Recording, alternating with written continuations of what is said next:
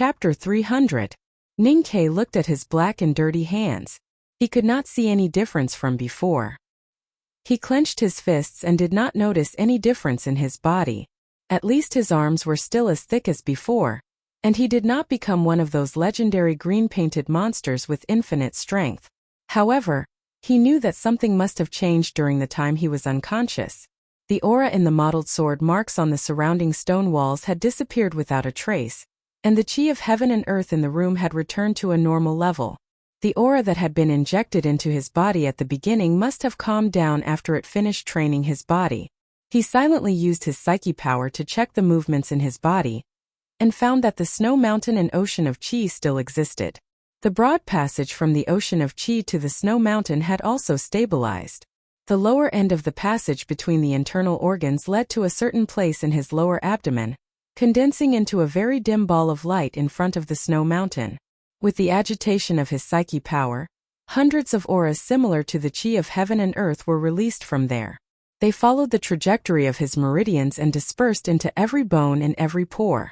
When the chi of heaven and earth that had been stored in the depths of his lower abdomen dispersed around, Ning-Ke felt as if he had soaked in a hot spring with just the right temperature. His body was warm, but it did not make him feel tired. Instead, it stimulated his spirit and made his 5 senses much sharper. He looked at the mottled sword marks on the roof that seemed to have lost their lives. His mind moved along with the direction of the sword marks. The warm and even somewhat hot aura moved quickly in his meridians. Then, he gradually felt that there were some extremely fine aura fragments in the air that entered his body along with his breathing. The speed at which the chi of heaven and earth entered his body was very slow. It was much slower than the speed at which the aura in youngest uncle's sword marks entered his body when he first joined the devil. However, he was very clear that if he did not forget to cultivate youngest uncle's great spirit, the chi of heaven and earth and nature would continue to enter his body. No matter how slow the speed was as time passed, his state of strength would continue to increase. Is this joining the devil? However, if I keep taking from heaven and earth like this, endlessly taking and strengthening myself, when will it stop? Is that why I can't take? Is that why they're called demons? Ning-Ke slowly lowered his head and silently sensed the path and way of the aura in his body. His dirty face was full of confusion and faint fear of the unknown. His cotton clothes, which were stained with blood, oil, and dust, seemed to have sensed his emotions and became stiff and cringed, wrinkled and ugly. It was quiet in the room. Suddenly he remembered something important and woke up with a start. He used the fastest and most inconspicuous method to get out of the state of cultivating great spirit, and walked to the corner of the room. Emo Shanshan's black hair, which was as messy as a summer waterfall, was scattered on her cotton dress. After a dangerous battle, her white cotton dress was already covered in dust and blood, but for some reason, it still gave off a clean smell in the dark room. Ning-Ke squatted beside the girl and felt the clean aura from her body.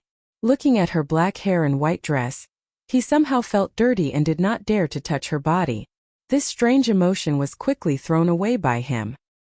He gently helped the young talisman master to sit properly, and took out some medicine from his arms to carefully feed her. Then, he gently patted her back to help her disperse the medicine. After some time, Emo Shanshan finally woke up. Her long eyelashes trembled slightly on her pale face due to the loss of blood. She opened her eyes and revealed a nervous and even a little timid expression. When she fainted, the battle in the room was still going on. She did not know who won and even thought that Ning-Ke and herself had fallen into the hands of the old monk, and become his food like Yi Hongyu. It was not until she saw that the old monk had turned into ashes that Emo Shanshan was slightly relieved. She panted and held Ning-Ke's hand tightly. Her body trembled slightly, and it seemed that she could not forget what she had experienced in her mind. Ning-Ke's hand was tightly held by her, and even faintly painful. He did not express any objection and only hugged her silently, patting her back gently to comfort her. Suddenly, he frowned slightly and pulled his hand out from Emo Shanshan's hand. Emo Shanshan looked up at him and did not know what had happened. She looked a little absent-minded and uneasy. Ning-Ke helped her to sit by the wall and picked up his padao from the ground. He silently walked to the opposite side. It was unknown when the Tao addict had woken up from her coma. She was leaning against the wall and looking at them indifferently. That pure and charming beautiful face looked a little pitiful because of the serious injury and blood loss. However, Ning Ke knew how powerful and terrifying the other party was, and would not be softened by these external appearances. Looking at Ning Ke, who was approaching her step by step with the padao, Yi Hongyu's indifferent eyes were filled with self-mockery and contempt. She bent her right hand that was weakly hanging by her thigh with difficulty and pinched her index and middle fingers together to pinch a sword formula. However, just as her psyche power was about to be released, a mouthful of black sticky blood spurted from her lips and landed on her dress that was already stained with blood. It added another color to the various hideous red stains. Yi Hongyu looked at the blood dripping from her dress and smiled with a complicated expression. Then, she gave up on her anger and leaned against the wall tiredly. Both her movements and her expression were so weak. Among the three of them, she had suffered the most serious injury. First, her sense of perception had been directly shattered. Then Master Lotus had used the Tao Tai demonic skill twice. Finally, she had forcefully lowered her state in exchange for a stunning blow. She was no longer as powerful and proud as she was in the snow-capped peak. However, when she looked at Ning Ke, who was walking towards her, there was no other emotion in her eyes. There was no anger, no begging, no despair, no sadness. Even the contempt and self-mockery at the beginning had all disappeared. There was only calmness. Ning Ke stood in front of her with his padao and looked at her eyes silently and attentively. There was no such thing as not taking advantage of someone when they were in a precarious situation in his dictionary. He would do anything to ensure that they could survive and live a better life. Therefore, he believed that if he did not take action when the enemy was in danger, he would definitely be punished by heaven.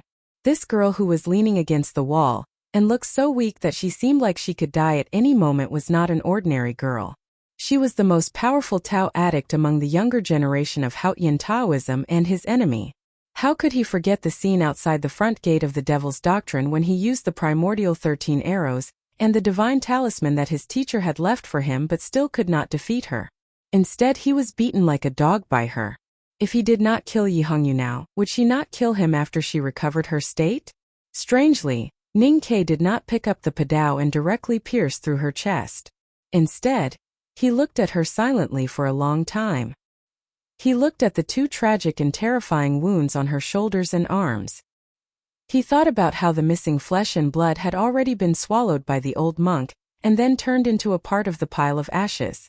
The sharp tip of the slender and long padao pierced into the cracks of the stone slabs like a spider web. If it was in the past, I would definitely kill you. Ning Ke looked at her and said seriously. Due to some very complicated reasons, he had made a difficult decision. It was because if the Tao addict had not risked her life, he would have died when he was comprehending the youngest uncle's sword style. It was because Emo Shanshan had whispered something behind him.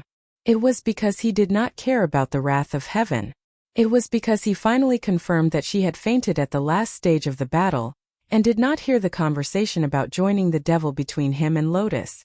Since we have fought side by side, I think at least in the front gate of the Devil's Doctrine we are comrades. I don't care about reputation like most Tangs, but I am a soldier of the Tang Empire. I don't have the habit of killing comrades on the battlefield. So if you agree that we are comrades here, then we can talk about any problems outside. Yi Hongyu looked at Ning Ke's face calmly. It was not a long time, but it felt like a long time. She was very clear that Ning Ke's temperament was very similar to hers. He was a man who would do anything to achieve his goals. So she was ready to welcome death. However, she did not expect him to make such a choice. She was the intelligent Tao addict and the Grand Master of the Judicial Department, who maintained justice in Haotian Taoism. So she did not say that he would regret it if he did not kill her now like other stupid female villains. Instead, she looked at Ning Ke and said seriously, I saved your life before, and you saved mine later. So we are equal. If you don't kill me now, then I will return the favor when I come to kill you in the future. Ning Ke nodded and said, sounds fair. Deal. After saying this, he put down his slender padao and squatted down in front of Yi Hongyu. He stretched out his hand to tear off her skirt, wanting to check on her injuries. But his actions were a little rough and he did not pity her at all. Yi Hongyu looked at his fingers caressing her naked shoulders. She frowned and could not help showing disgust in her eyes. But she said calmly, I know you mean well, but I hate men who touch my body. This is an uncontrollable instinct. If you are not happy, you can treat my disgust as joy. Ning-Ke lowered his head and focused on the two horrifying wounds. He looked at the faintly visible white bones and shook his head. He did not care about the disgust in her eyes at all and said, It's not a good thing to be liked by you. You'd better hate me. I just have to tell you that your wounds seem to be a little troublesome. Yi Hongyu did not hesitate and asked directly, What do you want? You are indeed the Tao addict. You are indeed straightforward. Ning-Ke looked at her pale side profile and said very seriously, It will cost me money to treat your wounds. If the great divine priest of judgment asks how long Qing was disabled in the future, can you put in a good word for me? I'm not asking you to lie. I'm just asking you to describe the scene of the accident objectively. It was because Long Qing threatened Sang Sang that he had been thinking hard about breaking the realm by the Daming Lake.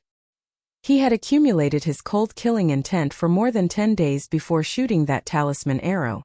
But now he wanted the Tao addict to admit that it was an accident. It was really shameless. To Ning-Ke's surprise, Yi Hongyu did not mock him. Instead, she became silent and said slowly after a long time, If you are worried that the great divine priest will be angry at you because Long Qing was disabled, then I can promise to solve this problem for you. Let me tell you something. I just realized that I made a big mistake in everything I wrote after my book friend reminded me. That is, I wrote few as Liao. I can say that other mistakes are clerical errors, and most of them are indeed clerical errors. I really can't do anything about it. It is just that I have not learned the basic knowledge of Chinese well. I have changed all of them in the manuscript. I really can't do VIP. Please forgive me and try not to make mistakes in the future. Thank you for your monthly votes. There is still one chapter left today. The time is not fixed. To be continued. If you like this work, please come to Qidian.com to vote for me. Your support is my biggest motivation. Chapter 301. Prince Long Qing was the most promising figure in the younger generation of Haotian Taoism. He was the priest of the judicial department and the brilliant and beautiful son of God, who attracted women and fools to Haotian Taoism. However, his body and spirit were destroyed by an arrow in the Tianqi Mountains. Ning-Ke's arrow had caused the West Hill Divine Palace to lose a future great divine priest of judgment or even an even more important figure in future. How could the divine hall not be furious? How could the great divine priest of judgment let go of Ning-Ke? Even if the West Hill Divine Palace would not kill him directly for the sake of the headmaster of the academy and the headmaster of the academy, they would definitely make him pay a heavy price. Ning-Ke shuddered every time he thought of the great divine priest of judgment, who was such a terrifying bigwig, thinking of getting rid of him day and night. That was why he said those words to Yi Hongyu. His original intention was to test how angry the divine hall would be. He did not expect that Yi Hongyu would directly promise that the great divine priest of judgment would not make trouble for him. This answer made him a little confused. If there had always been some hidden competition between the Tao addict and Prince Long Qing, it would make sense that she did not care about Long Qing being deposed. But why did she promise that the great divine priest of judgment would not be angry because of this? Why? He stared at Yi Hongyu in confusion. Yi Hongyu did not answer his question. She looked down at the horrible bloody hole in her shoulder and looked annoyed. She asked, How long do you need to heal me? Ning-Ke rummaged through his luggage for a suitable tool. He lowered his head and said, It won't take long if it's to stop the bleeding and remove the rot. The key is that the old monk bit too hard. Also, that guy probably hasn't brushed his teeth in decades. He's very dirty. Who knows what kind of poison is in his saliva? Maybe I'll have to cut some meat off later. No one knew when Emo Shanshan had walked to their side. She looked at Yi Hongyu's wounds and frowned in sympathy. She felt disgusted by Ning-Ke's words. Yi Hongyu did not react. She said calmly, He has no teeth. I was bitten by him, so I can be sure. Ning-Ke lowered his head and said, Dirty and smelly saliva is also troublesome. Emo Shanshan could not help but interrupt weakly. Don't you two think it's disgusting to talk like that? Ning Ke and Yi Hongyu raised their heads at the same time and looked at her as if they were looking at a pure and innocent rabbit. Then they shook their heads at the same time. They both felt that girls like Emo Shanshan, who had never experienced truly disgusting things, were so blessed that it was infuriating. Yi Hongyu continued to discuss with Ning Ke. Taoism is based on the power of light. You don't have to worry about the poison hiding in your muscles and bones and causing trouble in the future. Ning Ke took out the needle and thread, looked at her and said seriously, suturing the wound is the fastest. The problem is that the old monk has bitten off too much of your flesh. If you use this kind of sealing treatment, there may be 2 pits on your shoulders and arms in the future. Yi Hongyu frowned slightly and said impatiently, so what if I did? Ning Ke shook his head and said while threading, it doesn't look good to leave a hole. I thought you would care about this. Yi Hongyu said scornfully, only those mortals care about this. Ning Ke looked down at the bloody hole on her shoulder and thought about where to start. He said casually, you have such a good figure and like to wear cool red dresses. It always looks weird that there are 2 pits on your naked body. Even if you don't care about it, you have to think about the Divine Hall. You, the Tao addict, are the spokesperson of the Divine Hall. It's good to be beautiful. From now on I will wear a Taoist robe, Yi Hongyu said. Then, after a moment of silence, she suddenly lifted a piece of flesh on the edge of the bloody hole on her shoulder and pressed it back. She asked in a low voice, will the pit be smaller if I sew it like this? Who in the world would not love a beautiful girl? Even if she was the Tao addict. Ning Ke did not notice the hidden meaning in her tone, and naturally did not take this opportunity to mock her. His eyes were all attracted by her fingers and movements. His fingers that were holding the needle trembled slightly. There were not many people in this world who could be so calm after being bitten by a ghost-like old monk. She could even turn the hanging flesh back as if it was not her own body. Ning Ke knew that she must have been in pain, but he did not see a trace of pain on her face. So he was shocked and even regretful. He had not met someone as ruthless as himself for a long time.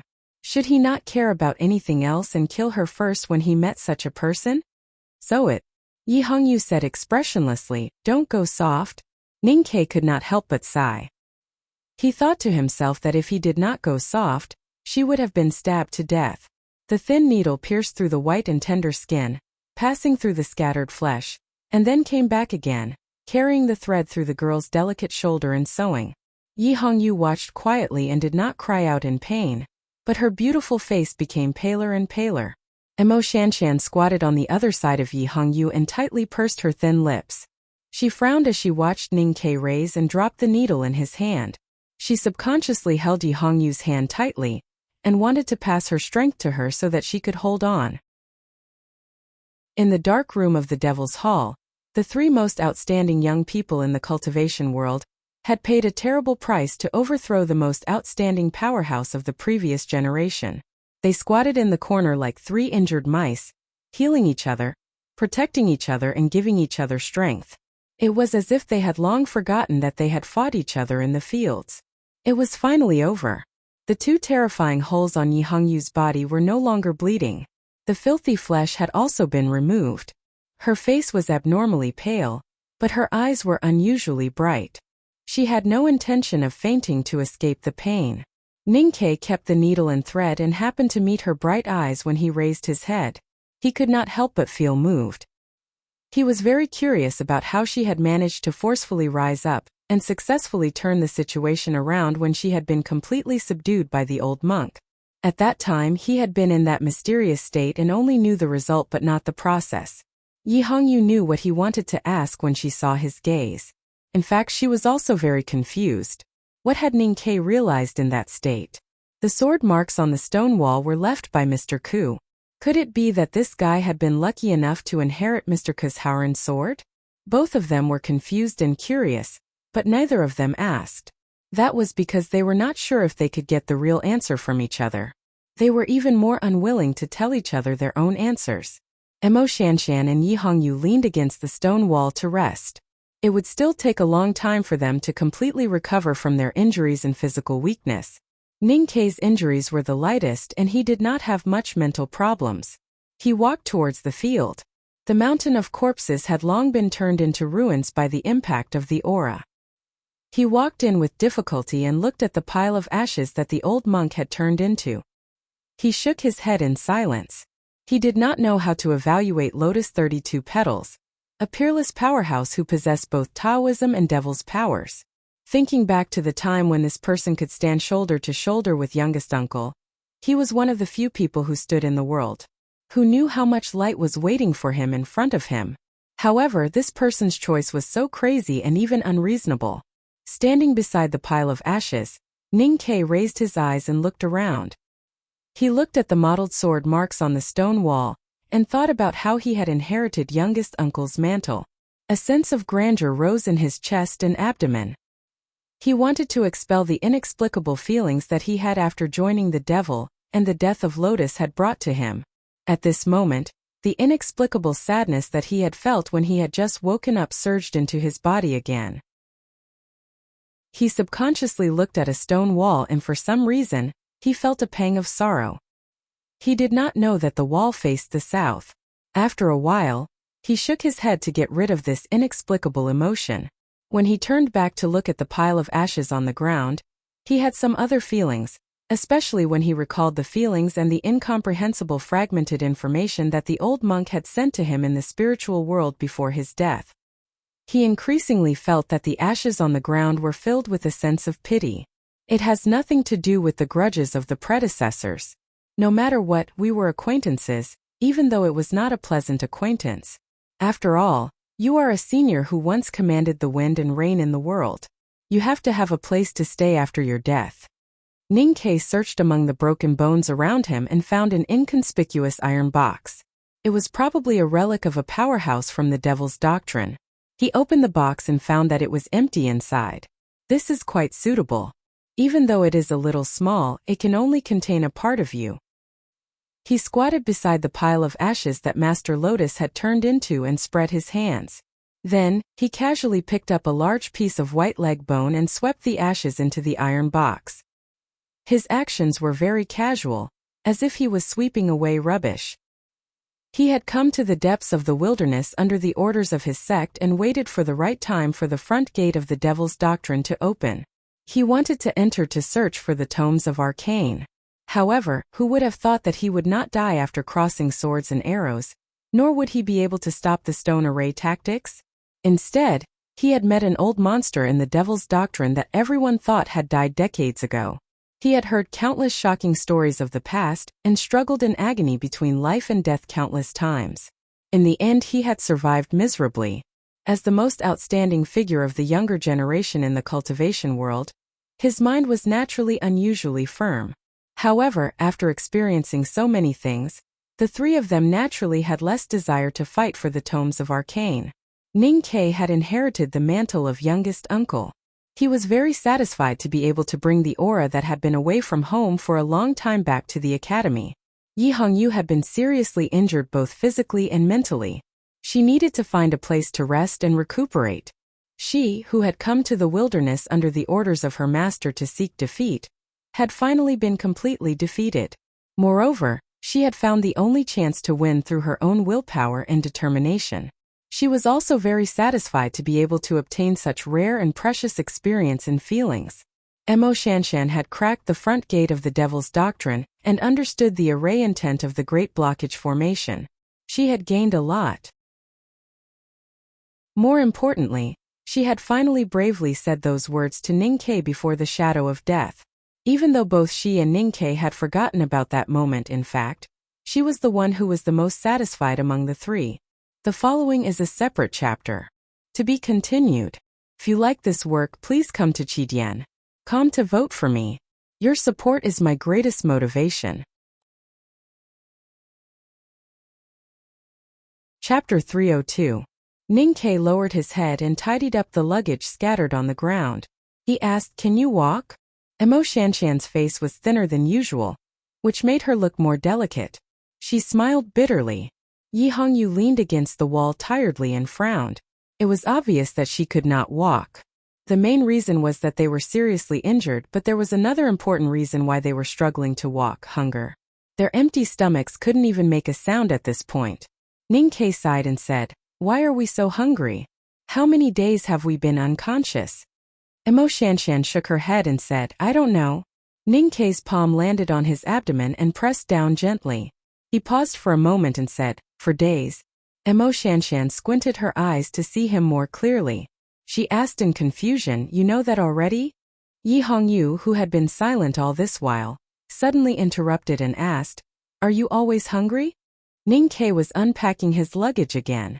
When he heard her question, he replied casually, I may not be as good as you and many others in terms of state, but no one in this world has more experience of enduring hunger than me. Yi Hongyu said scornfully, I don't know where your disgusting self-confidence comes from. You actually dare to talk about starvation. That is because you have not experienced a childhood like mine. Ning Kei was furious to be questioned by a Hautian Taoism girl who had grown up in luxury. He scolded her.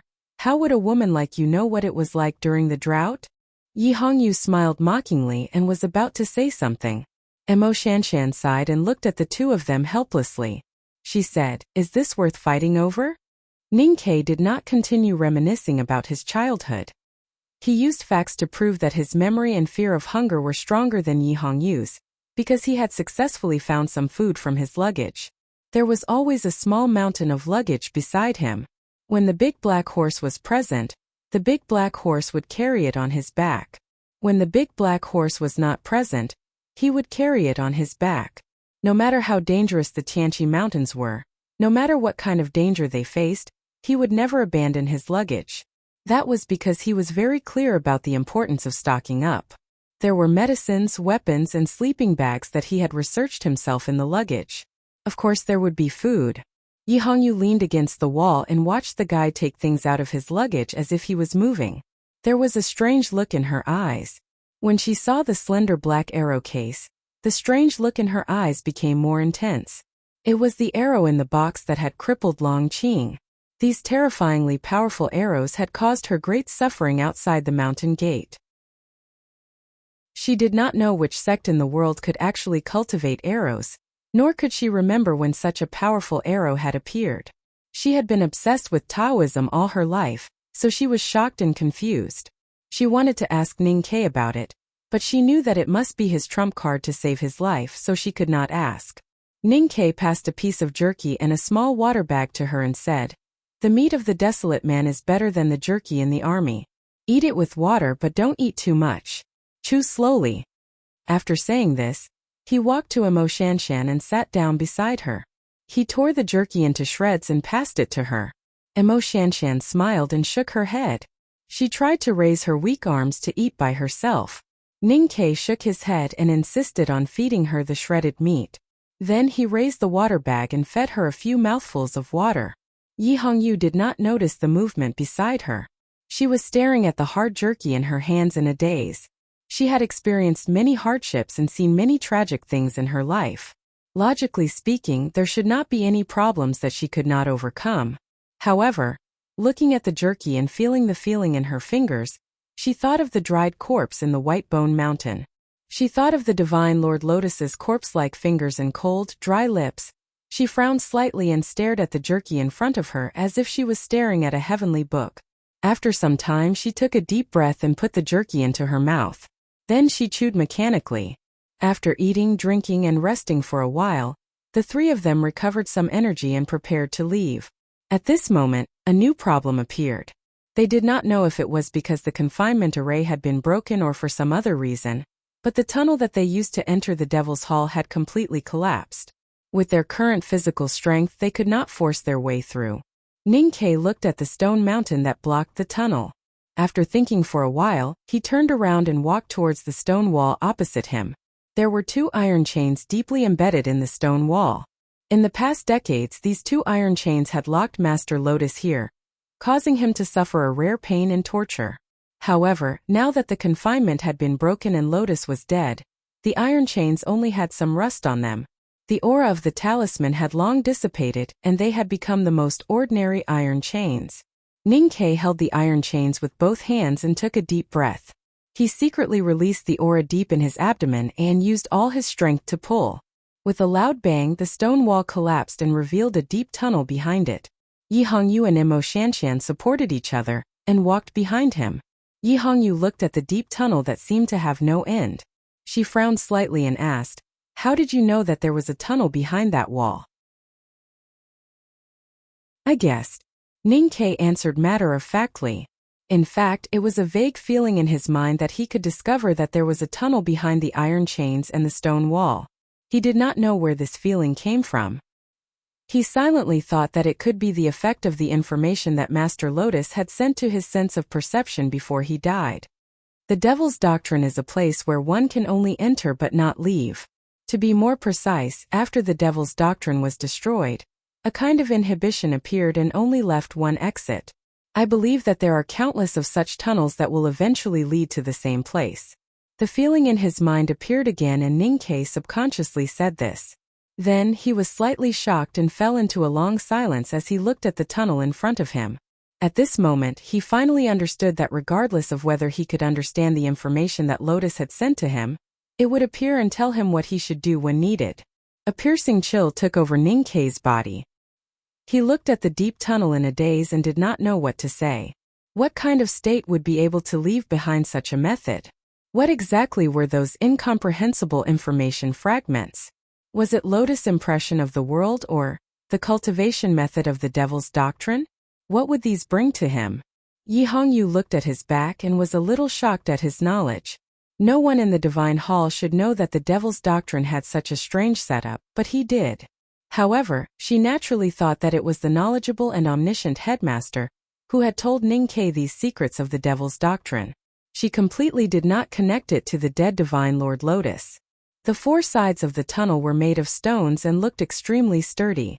It was deep and very dark. Under the circumstances where there was no light source, it was very difficult for the three of them to walk, even with their eyesight. Along the way they passed by a few forks. The three of them tried to pick a random one and realized that their luck had finally improved. They actually did not go the wrong way. Standing in front of the cliff outside the tunnel, Ning Ke smiled bitterly as he looked at the bottomless fog beneath his feet. He thought to himself that this was not luck at all. It was obvious that there was an old ghost who loved to eat humans in the dark that was giving him directions. The fog was very deep and they did not know what was below them. Judging from the distance that they had walked in the tunnel, the three of them should still be in the Tianqi Mountains. Ning Ke tied the heavy luggage on his body tighter and pointed to a tripwire that seemed to be in disrepair at the edge of the cliff. He said, "If you are not afraid, then we should go up." After the long tunnel there was a long noose. The basket that was hung under the long rope was not big, but it was more than enough to fit the three of them. Listening to the sound of the wind whistling past the basket and seeing the fog that was within reach, the three of them gradually relaxed their vigilance. There was a faint light in front of the fog. Ning Ke opened his mouth slightly and vaguely guessed that he had finally left the front gate of the Devil's Doctrine. He could not help but smile happily. Emo Shanshan sat quietly beside him and looked at him and smiled. Yi Hongyu used her fingers to gently comb her hair that was messed up by the mountain wind. She looked at the unfocused but focused look in Emo Shanshan's eyes and looked at Ning Ke, who was too happy to notice her. She could not help but laugh coldly. Adulterer. Although her voice was very soft, it was extremely clear in this quiet world where there was no one else except for the fog. Ning Ke suddenly became extremely embarrassed and angry. He did not care that they were running for their lives together, and wanted to fight with her with all his might. Emo Shanshan was slightly embarrassed but not angry. She looked at Yi Hongyu and explained very seriously, "I like him, but I know that he doesn't like me enough. So I can't say that we are adulterer for now." Yi Hongyu was slightly stunned. She did not expect that a woman like the calligraphy addict would become a fierce woman once she fell in love. She could not help but sigh regretfully but could not say anything. As for Ning Ke, apart from squinting his eyes against the cold mountain wind and trying to catch the shapeless clouds outside the basket to pretend that he was still a naive child who could not understand what they were talking about, what else could he do at this moment? No one knew what the powerhouses of the Devil's Doctrine had used to set up such a long ropeway in the inaccessible Tianqi Mountains. When the basket slowly touched the ground, it was already a long time later. Ning Ke jumped out of the basket and looked back. The two girls stood beside him and looked back at the same time. The fog in the mountain gradually dissipated, and he could clearly see the end of a very thin black line. It was a lonely and proud snow-capped peak. They had come down from that snow-capped peak. It was believed that they would never want to return to that snow-capped peak. Ninkei looked at the unworldly snow-capped peak where the devil's doctrine was and could not help but shake his head. He reached into the basket and wanted to take out his luggage. However, he did not expect to touch a soft and smooth little ball of meat. He looked at the little white dog in his hands in shock and wondered where this little thing came from. He had been frightened enough these few days. Please don't be some elder of the devil's doctrine. Please don't be the ghost of Master Lotus. I really wanted to write an entire chapter about the scene on the ropeway to watch the scenery and talk about the past. This is what one should do in their youth. This is the time worth remembering before people fight in the future. Just like Yensei and Guangming. However, people said that it was too long, so I could only hold back my tears and not write it.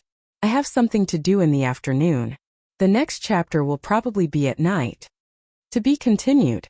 If you like this work, please come to Chidian.com to vote for me. Your support is my biggest motivation. Chapter 303. The little white dog was very obedient and adorable.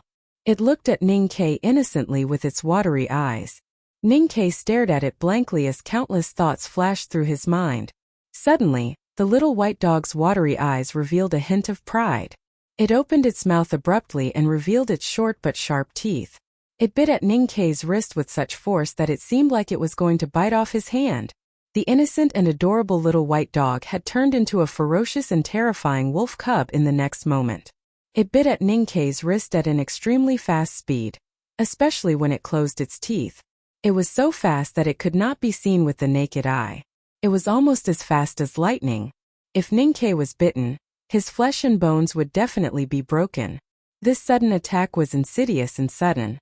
If it was an ordinary person, they would not be able to escape the lightning-fast bite. However, Ninkei had been dealing with dangerous prey all his life. He was the most sensitive to the movements of these beasts and the most alert to the dangers in the forest. How could he fall for this trick? When his fingertips touched the dog's neck, he felt a slight buildup of strength. He reacted and shoved his right hand into the little white dog's mouth. Then, he mercilessly went in, as if he wanted to shove his entire arm into the little white dog's stomach. Then his fingers found a soft piece of meat in the sticky mess and pinched hard. The little white dog let out a stifled howl. Everything from its mouth to its throat was stuffed, leaving no space for it to move. How could it still bite down? The intense pain in the depths of its throat caused its round body to tremble violently. Saliva dripped from the corners of its mouth, making it look extremely pitiful. Ninkei raised his left hand in the air and shook his head at the drooling little white dog whose eyes were already red from fighting. He had hunted countless beasts in Min Mountain and encountered countless dangers. However, he was forced to use such a risky move when his prey was so close to his mouth. He had only used it once when he met the wolf pack when he was young. Emo Shanshan and Yi Hongyu looked away from the snow-capped peak and were shocked by the scene. Ninkei raised his arm high with a little white dog dangling from the tip of his arm. Half of his arm was completely submerged in the little white dog's mouth. It looked like he was holding a white torch, or an iron rod piercing through his prey and preparing to roast it. The prey was still alive and drooling, so the scene was a little ridiculous. Where did the dog come from? Emo Shanshan asked with a slight frown. I don't know either. Ninkei looked up at the little white dog in front of his arm. The wet and sticky feeling on his arm did not move him at all. He looked at the pitiful and struggling expression in its eyes and could not help but be slightly moved. He felt that this little thing seemed to be able to understand human nature just like the big black horse or the big white goose second brother raised. Yi Hongyu looked at the snow-white puppy warily but did not say anything.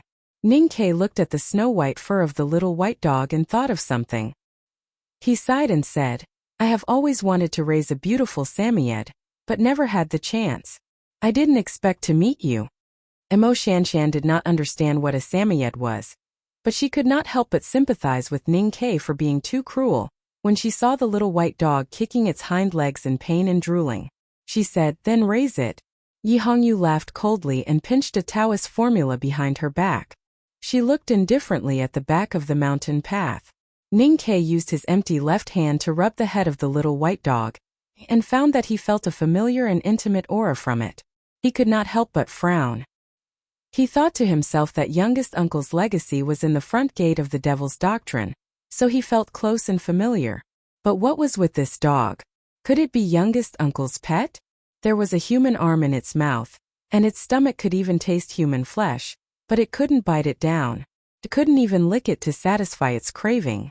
The little white dog was in extreme pain, and the soft piece of flesh that was pinched deep in its throat made it feel an extreme sense of fear and obedience. The little white dog looked at Ninkei with its watery eyes, showing signs of begging and submission. It did not mind submitting to this human's aura. As for the reason why its eyes were so watery, it was because it was in too much pain. "Don't look at me like that, it will make me struggle." Ninkei looked at the little white dog and sighed. "Although I really want to raise a Samoyed, and you have also expressed your willingness to be adopted by me, I can only say that Haotian's fated chance is too cruel. I am too hungry now, and in my eyes, you are more like a pot of fragrant dog meat." He used his left hand to pull out the padao from the scabbard and held it in his mouth, preparing to kill the dog and disembowel it. He continued to comfort it with a muffled voice. "Eating is more important than Haotian. If someone like Master Lotus wants to live, he has to eat human flesh every day, so what if we eat a few pieces of dog meat?" He suddenly remembered that this seemingly cute little thing was the easiest to deceive young girls. He had forgotten to ask for the two girls' opinions. He took down the padao with one hand and held the dog with the other, saying, "We need live food." Emo Shanshan could not bear to watch and turned around. Yi Hongyu's eyes flashed with excitement and asked, "Do you do this often?" Ninkei waved the padao and said proudly, "Don't talk about killing dogs. I got tired of eating wolves in Min Mountain." When the little white dog that was suspended in his hand heard this, it realized that this fellow was actually a bloodthirsty pervert who dared to eat wolf meat. It was instantly scared out of its wits and lost its last hope. Its soft body stiffened like a block of wood. Ninkei did not care whether the little white dog was as gentle as a cat or as stiff as a rock. He had eaten everything in his life, and he did not believe in the idiotic theory that prey would secrete poison to make the meat unpalatable due to fear before it died. He picked up the padao and started to skim the little white dog's head. After all, Sang Sang did not like him killing cubs after he killed the old hunter, so he needed to familiarize himself with the physiological structure of the other party. At this moment, an extremely angry roar suddenly sounded from the rope that was hidden behind the thin fog. Because of the long distance and the rapid approach of the voice, the clear and angry voice was compressed into an even sharper voice. "Who dare move me of?" When the clear and angry voice sounded, it was obvious that the person was still far away in the depths of the valley. When the word move was said, the person was already in the clouds diagonally above them. When the word of was said, the person was already very close to the three people on the ground. The clouds were disturbed and a large area was broken in an instant. Then, like a stone falling from the sky, a figure jumped down from the rope diagonally above and jumped towards Ninkei's position. Ninkei carried the little white dog and looked back into the fog. He looked at the graceful figure that was so fast that it did not seem like a mortal. He was stunned and thought, could a fairy really fall from the sky? However, when the old leather boot expanded rapidly in his field of vision and approached his face with the terrifying sound of the wind, he finally understood that it was not a fairy that fell from the sky, but someone who wanted to kill him. There was a whistling sound of a sword. Yi Hongyu had been on guard against the appearance of the person, and had secretly accumulated her psyche power for a long time. Just as the figure was about to hit Ninkei, she released the Taoist formula and an invisible sword style pierced towards the figure. The person who jumped down from the fog snorted and made a cross with his fists in front of him. He had actually used his own body to forcefully block Yi Hongyu's sword that she had been preparing for a long time. His body suddenly somersaulted a dozen times and then landed heavily on the ground. With a muffled hum, the valley was filled with dust and dust.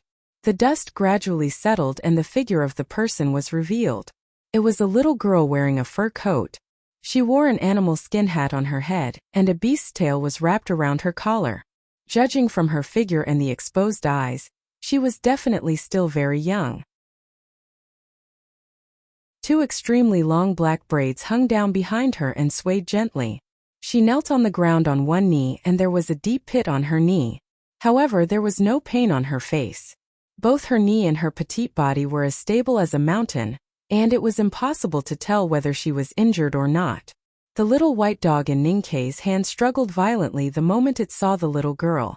Ninkei did not have the patience to pay attention to it at this moment and shook it hard a few times, almost causing it to roll its eyes. He focused all his attention on the little girl who knelt on the ground on one knee, and was dumbfounded by what he saw.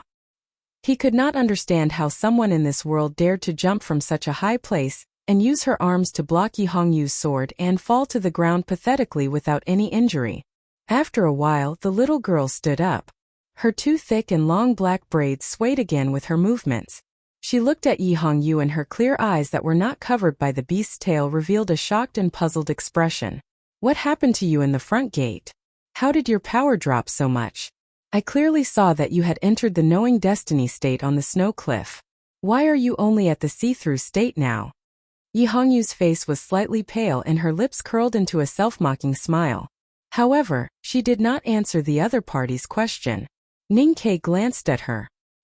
He had many doubts during the painful battle with Master Lotus in the Devil's Hall, and had vaguely guessed a possibility. It was only now that he had received confirmation from the little girl. He could not help but be shocked as he finally understood that Yi Hongyu had paid such a painful price. Positive emotions such as shock, gratitude and admiration had never stayed in his mind for too long. Ninkei could tell that the little girl who had fallen from the sky obviously had a grudge against the Tao addict. Naturally, he would not stand at the front and bear the brunt. He silently walked behind Yi Hongyu. His movements were so casual and natural that it was impossible to tell what he was thinking. Yi Hongyu looked at the little girl indifferently and said to the two people beside her, "This demoness from the Devil's Doctrine is called Tang Xiaotang. Don't think that she is easy to deal with just because she is young. If the Devil's Doctrine had not been destroyed back then, she would have been the saintess of this generation. This girl does not dare to fight with me face to face. She is very cunning." Tang Xiaotang was already angry when she heard her mention the pursuit in the Tianqi Mountains. She retorted angrily, "If you did not use those dirty tricks, I would have fought with you." Yi Hongyu smiled slightly and did not want to continue the discussion. However, this attitude made Tang Xiaotang feel even more angry and unfair. The little girl's face that was exposed outside the beast's tail started to blush. Ninkei had heard that the other party was the demoness from the Devil's Doctrine. However, he did not think that there was anything demonic about her except for her demonic abilities. Looking at the little girl's blushing face, innocent eyes and long black braids, he suddenly felt that he had heard someone describe such a girl before. However, he could not remember where. The situation on the monthly votes list is a little tense. If you have extra monthly votes in your account, please support us. Thank you very much. To be continued. If you like this work, please come to Qidian.com to vote for me. Your support is my biggest motivation.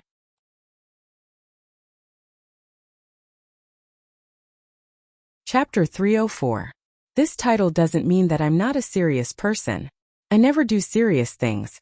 It's just that the things I'm going to talk about today are more serious. First of all, the simplified version of Shoegaze had been officially published. Moreover, it had started to be widely distributed. Of course, those who had read it would know that it was a very good novel. If everyone wanted to read it on paper, they might as well buy the original version. Those who haven't read it should subscribe to the electronic version first. Then buy the original version and read it in bed. I'm a serious person who never lies. It's really good. The Xinhua bookstores should be putting it on the shelves now. Dangdang Zhuoyu and Taobao have also officially started selling it. When I have some time in a few days, I'll sort it out. I'll post it in the book review section or a single chapter. It's actually very easy to search for it. I know that many readers have already gotten the first episode of Rising Tide. I'd like to express my sincere gratitude and remind everyone to make sure that it's published by Wuhan Publishing House. Don't buy pirated copies. Also, don't forget to give it 5 stars and give it a good review. Don't worry, Taiwanese friends. Rising Tide will be released soon. I'll show off then. Then about the time. Tomorrow is Saturday. I'll keep my good tradition and take a vacation. Don't sigh and laugh at me. I'm not the kind of person who has to show off. I'll take a day off tomorrow. In fact, I'll have to write at night. I'll return to Hubei the day after tomorrow, which is the 6th. I won't be able to write if I'm delayed on the road. I'll be very busy these days to ensure that there will be more updates on the 7th. I'll do my best to write. If I can't, I'll let everyone know. I'm most worried about the cat and dog. I'll entrust the dog to my friend, Dr. Jiang.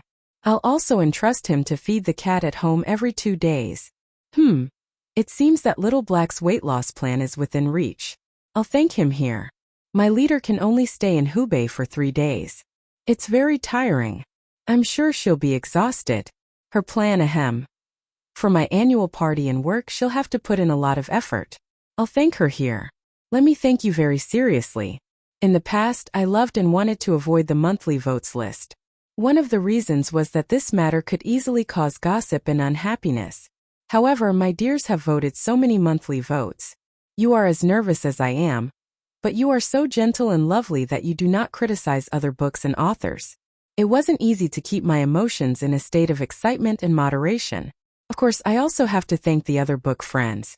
No matter if it's the Fatty Ear Root, the Shota Tomato, or the Uncle Moon Gate, they're all so gentle and considerate to me.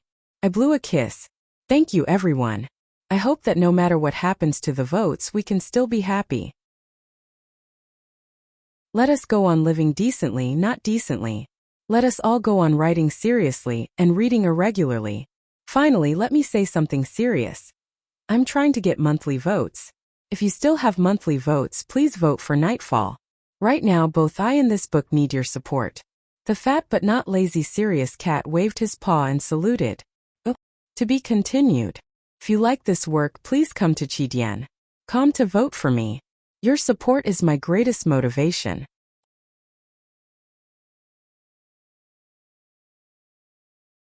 Chapter 305. Tang Xiaoting looked at the 3 people in front of her and scratched her head in distress. She felt very troublesome. She followed her brother outside the front gate and watched the 3 people enter the Holy Land. Then she lost track of them. She did not expect to meet them in the valley, and it was obvious that the 3 were no longer enemies. Although she was confident that she was not weaker than them, she did not think that she was strong enough to fight against the Tao addict, the calligraphy addict, and the core disciples of the headmaster. When they left the Holy Land and passed through the long and complicated passageways, Little White, who had been following her, suddenly went missing. She searched for it for a long time and finally jumped down with the hope of being lucky. Unexpectedly, she heard someone talking about how to kill Little White and eat it. Her joy was immediately replaced by anger. She was hot-headed and jumped down without caring that she was high up in the sky. Then she was attacked by Yi Hongyu's Taoist sword. For reasons unknown to her, Yi Hongyu had inexplicably fallen from the knowing destiny state to the see-through state. That attack did not really hurt her, but her body, which had inherited the bloodline of the desolate, was very strong. After all, she was not a stone. She still suffered internal injuries from jumping from such a high place, but it could not be seen on the surface. Tang Xiaoting shuddered. Only now did she understand the danger she had been in earlier. She had almost fallen to her death. She thought that if her brother knew that she was so muddle-headed, he would be very angry. She subconsciously pulled down the animal hat on her head and stuck out her tongue in fear. Her little face looked even more adorable. It seems that you have encountered a lot in the Holy Land. The Holy Land is our holy land. It is not a place where you outsiders can enter. I won't bully you because you are injured. Don't bully me because I am outnumbered. Tang Xiaoting thought that her hasty decision was very smart. Anyway, she was going to Chang, and to be the disciple of the headmaster of the academy. She could not kill Ningque back. She said with a childish voice, "The road is facing the sky. Let's go our separate ways." Ningque stood behind Yi Hongyu and said before she could speak, "Heroine is right. Let's say goodbye." He was very clear about the real situation of the 3 of them. They had been tortured by the old monk who ate human flesh for such a long time. No matter if they were the calligraphy addict or the Tao addict, they were now very weak. How could they fight with a girl from the Devil's Doctrine who was full of vitality? Only an idiot would make such a choice. The girl from the Devil's Doctrine looked very cute, but Ninkei wanted to stay as far away from her as possible. On one hand, it was because of the threat brought by her powerful strength. More importantly, it was because of the stories that Master Lotus told and what he had done. It made him feel an inexplicable fear towards the Devil's Doctrine. Even if he had joined the Devil, it did not mean that he would naturally be close to the people from the Devil's Doctrine. It was just like how youngest uncle joined the Devil's Doctrine in the past, but he still destroyed the front gate of the Devil's Doctrine. Seeing that Tang Xiaotang was about to speak, Ninkei gradually relaxed, but his body was still tense. He subconsciously clenched his right hand behind his back, but he forgot that his right hand was stuffed into the little white dog's throat. His fingers tightened, and the little white dog suddenly felt as if it had been struck by lightning, struggling and letting out a weak whine.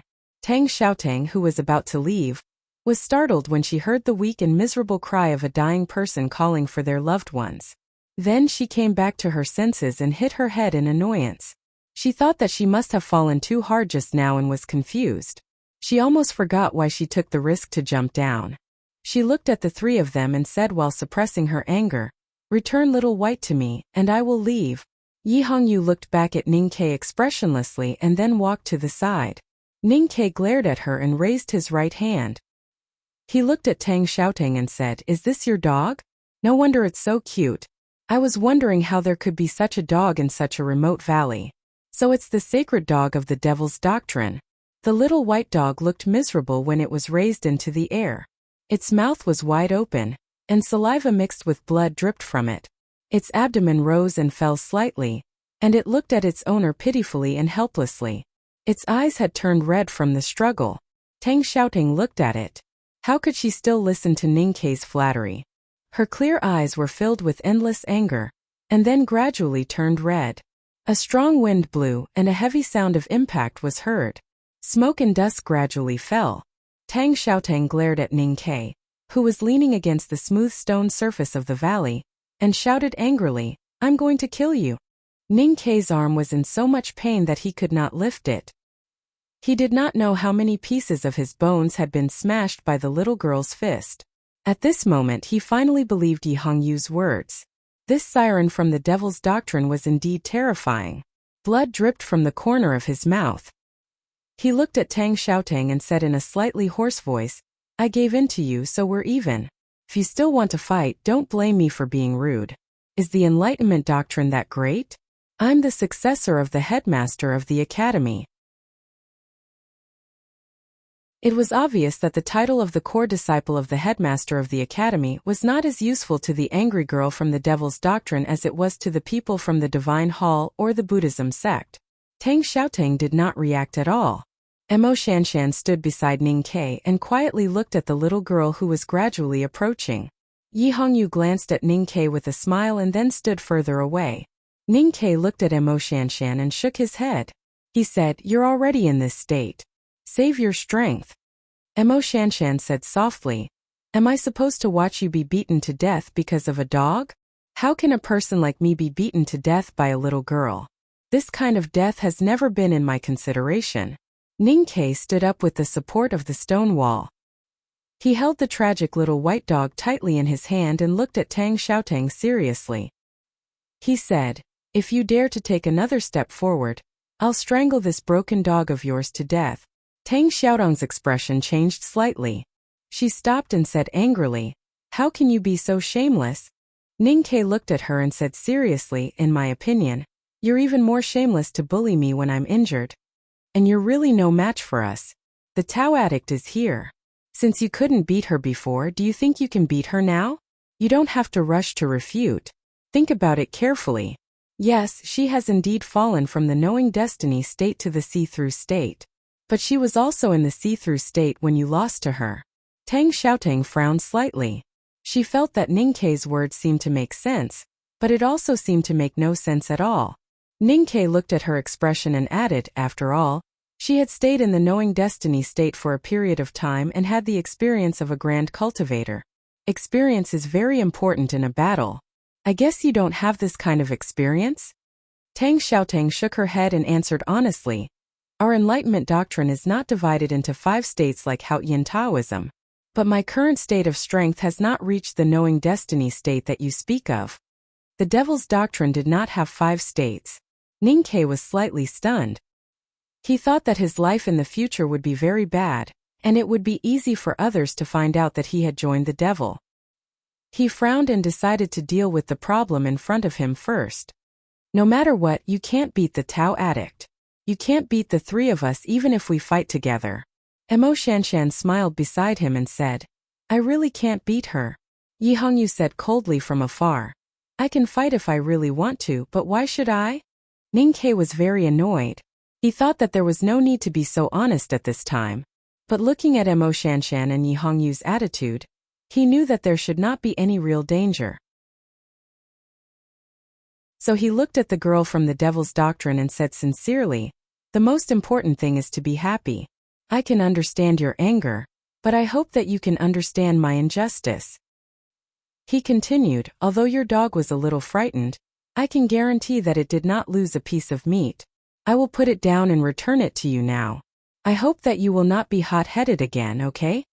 Tang Xiaoting looked at the little thing in his hand and could not care so much anymore. She nodded hurriedly. Ninkei pulled his hand out of the little white dog's mouth and handed it over. Tang Xiaoting hugged Little White happily and kept stroking its white fur to comfort it. Little White rubbed against her cheeks weakly, and then buried its head in the little girl's soft arms that had just started to develop. Ninkei took a few steps back and praised, what a cute little dog. Tang Xiaoting explained seriously, Little White is a snow wolf, not a little dog. Ninkei suddenly understood and said, so it is a little white wolf. At this moment, the little white wolf in the arms of the girl from the devil's doctrine secretly looked up at him. Its eyes were extremely vicious, as if it was saying that it would bite Ninkei to death if there was a chance in the future. It is indeed a wolf cub. Ninkei thought hatefully in his heart. If there was a chance in the future, he would definitely throw this wolf cub into the back of the mountain of the academy, and let it have a taste of second brother's big white goose. Before Tang Xiaoting left, she said to the 3 of them, even though there is only one path to leave the Holy Land, this valley was excavated by the previous sages of the Enlightenment doctrine. Thus, a few maze formations have been set up. Recently there has been a lot of fog. When you go out, be careful. If you get lost, you may not be able to walk out. Emo Shanshan calmly bowed and said, thank you for your reminder. If it was in the past, the young talisman master would definitely not hesitate to fight with the remaining evil of the devil's doctrine, especially such an important demoness. However, after coming from the Great River Kingdom in the south to the wilderness in the north and walking with Ninkei for such a long time, especially after experiencing the matter of Master Lotus, she had a lot of new understanding of the difference between the devil's doctrine and Taoism. Naturally, she would not view things as she did in the past. Tang Xiaoting said, you are welcome. I just want to make this guy feel bad. That guy was naturally referring to Ning Quebec. He smiled and said, why don't we go together? Tang Xiaoting looked at him and said proudly, you always say that the Enlightenment doctrine is the devil's doctrine and that Taoism and the devil's doctrine are irreconcilable. Why do you want me to take you away now? I want you to beg me. Why don't you beg me? Ninkei said righteously, what are you talking about? The Academy has always been tolerant. The difference between Taoism and the devil's doctrine is more of a difference in ideas to the Academy. As for me, I have always admired the demeanor of the predecessors of the Enlightenment doctrine. Then he became serious and said, Miss Tang, please take us with you. I beg you. I left home in the wee hours of the morning and spent the whole night writing. I'm on a plane now. If everything goes well, I can reach home in the evening. Today the 2 chapters will be updated on time. The second chapter will be at 3 in the afternoon. To be continued. If you like this work, please come to Chidian.com to vote for me. Your support is my biggest motivation.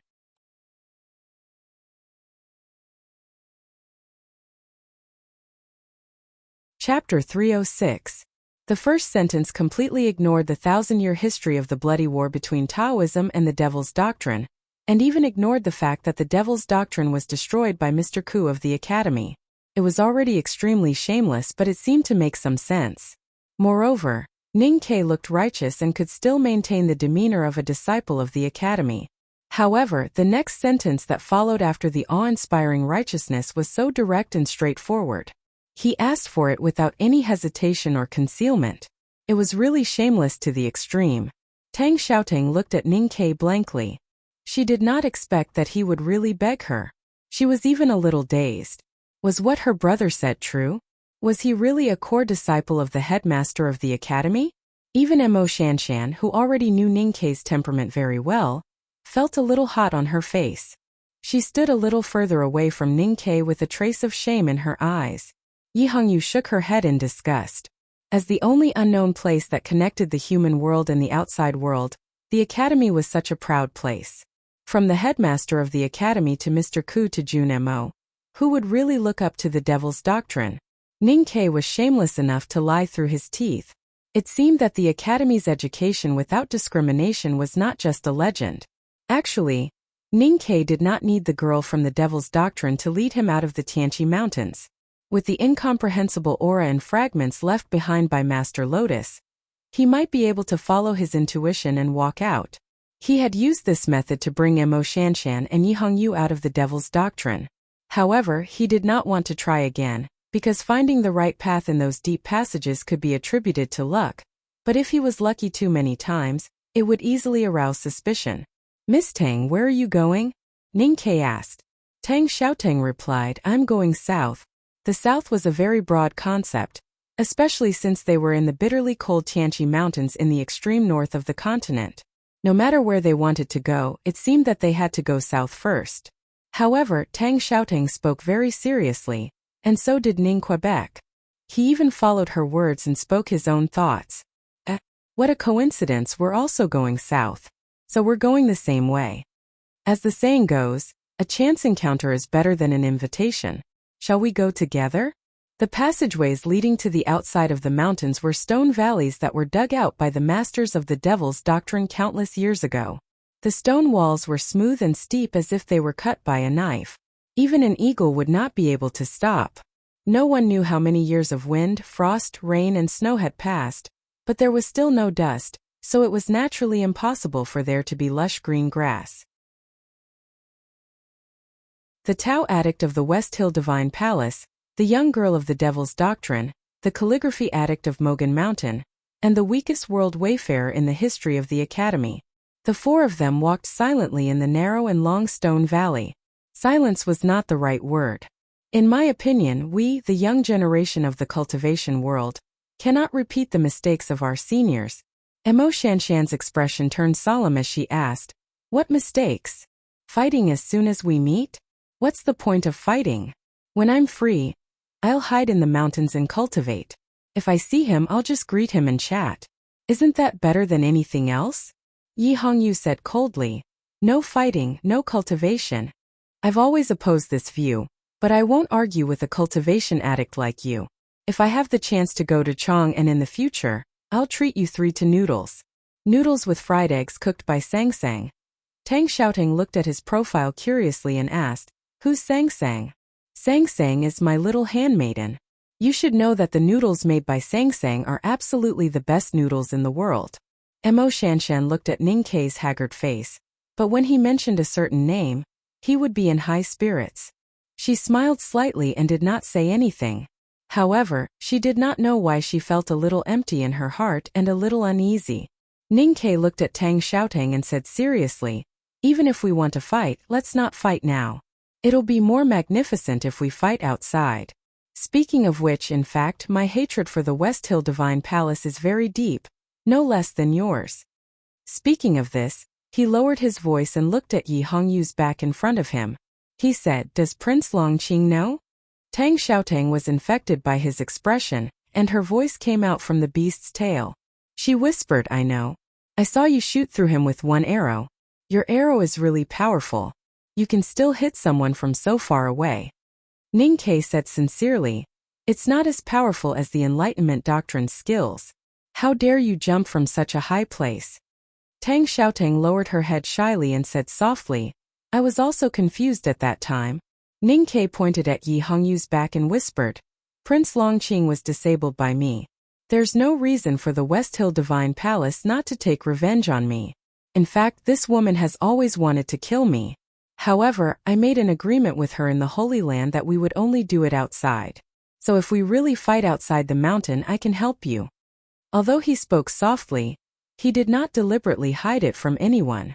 After all, they were walking together in this secluded valley. There was no time for them to make any conspiracy or play the art of coordination. Yi Hongyu, who was walking in front, stopped and looked back at him. She said with slight anger, "Ningke, can you shut up?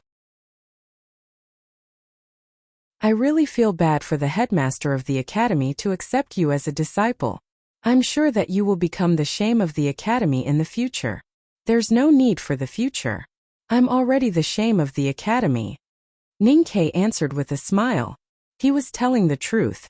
After the inexplicable fight with the Xie family of the South Jin Kingdom, he was ostracized and ignored by his fellow students in the academy for several months. He did not know how many times they had whispered about the shame of the academy. He had long learned to ignore it. Moreover, he never thought that it was a derogatory term. He was willing to do anything as long as he could keep Sang Sang alive. Since that was the case, it was no big deal for him to say some witty words to please the girl who was the most powerful among the four of them, and who did not seem to care about the academy and the headmaster of the academy. She was the girl from the Devil's Doctrine, who did not seem to care about the academy and the headmaster of the academy. As long as he wanted to, he could make all the soldiers and civilians in the city of Wei, Master Yen say, and His Majesty happy. Therefore, the girl from the Devil's Doctrine, Tang Xiaotang, was not surprised to be happy and laughed from time to time. "So you are the sister of the legendary Tang. It's an honor to meet you." Ningke recalled what Chan Pippi said on the first day in the back of the mountain of the academy. He was slightly shocked and then remembered more things, such as Chan Pippi's description of his dream lover. Therefore, he found that the girl from the Devil's Doctrine beside him looked more and more familiar. Except for her young age, she fit Chan Pippi's description perfectly. "Since you're going to the south, you should really go to Chang'an. It has nothing to do with the fried egg noodle I mentioned earlier. It's the most magnificent city in the world and there are many interesting people living there. One of them I want to introduce to you. He's about the same age as me, but he entered the Knowing Destiny state a few years ago. Everyone says he's a real genius."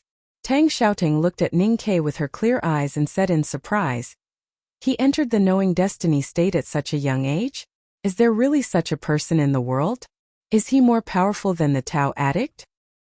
Hearing this, Yi Hongyu suddenly said, "That fatty's temperament is terrible, but his cultivation speed is extremely fast.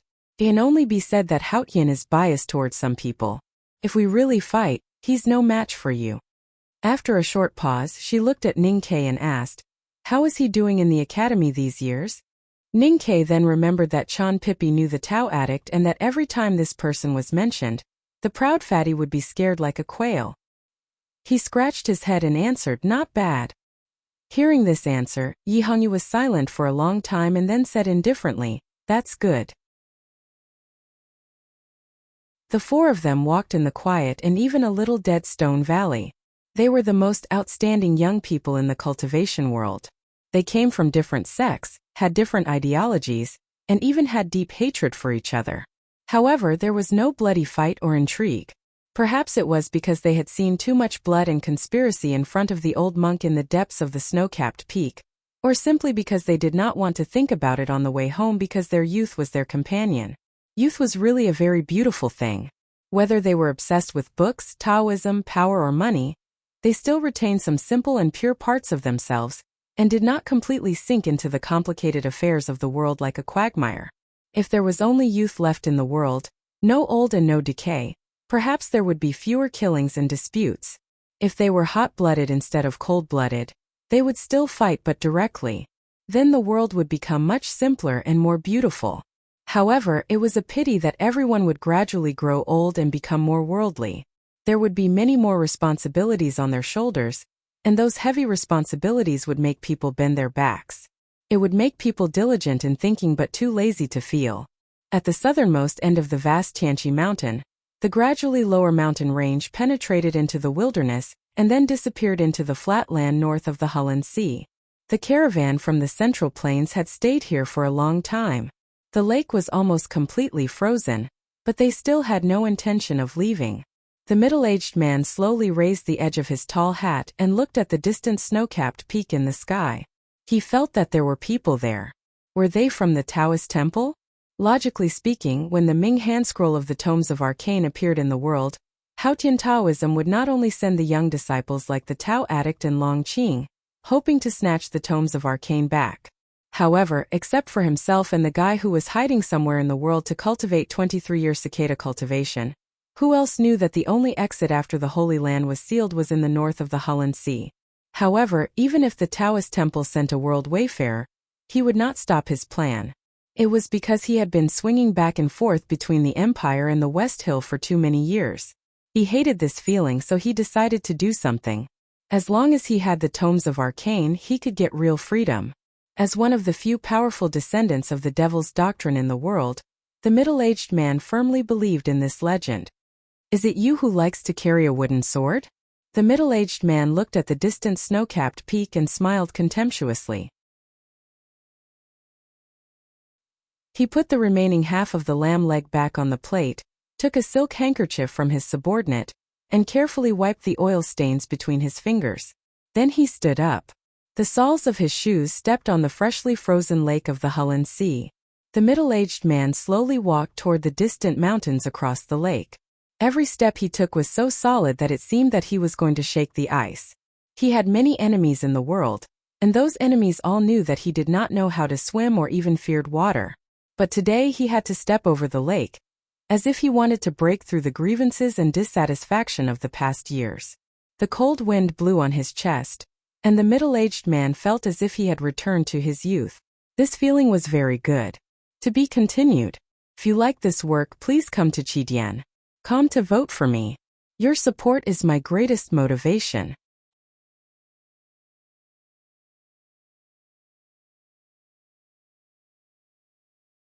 Chapter 307. It was the middle of winter, and the cold wind was blowing in the vast Tianqi mountain. The temperature on the snow-capped peak was extremely low. Fortunately, the peak was too high and was not covered by the mist that permeated the valley between the foothills. The sun shone directly here. Although it did not bring much real warmth, it could bring some psychological comfort. Just as the middle-aged man by the Hulun Sea had guessed, there was indeed someone on the snow-capped peak that had not been seen for tens of thousands of years. It was a Taoist priest in a thin robe with an ebony fork in his hair bun. The Taoist priest looked calm and thin, carrying a wooden sword on his back. He quietly looked at the floating white clouds under the snow-capped peak, the barren wilderness under the white clouds, and the Hulun Sea that was like a white mirror. Yisu, the world wayfarer from the Jishou Abbey, had made a bet with Tang, the world wayfarer from the Devil's Doctrine, on the two peaks outside the front gate of the Devil's Doctrine. In the end, Ning Ke won and Prince Longqing was disabled, so he lost. According to the bet that was not spoken but known to both of them, Yisu could no longer participate in the fight for the Ming hand scroll of the Tomes of Arcane. But this did not mean that he could not stand on the snow-capped peak and watch the show from afar. He saw the middle-aged man by the Hulun Sea, but in fact, he did not look at the middle-aged man. Because if he saw the middle-aged man could also see him. He came from the unworldly unknown place, but he knew very well that there were many real masters hidden in the world, such as the middle-aged man by the Hulun Sea.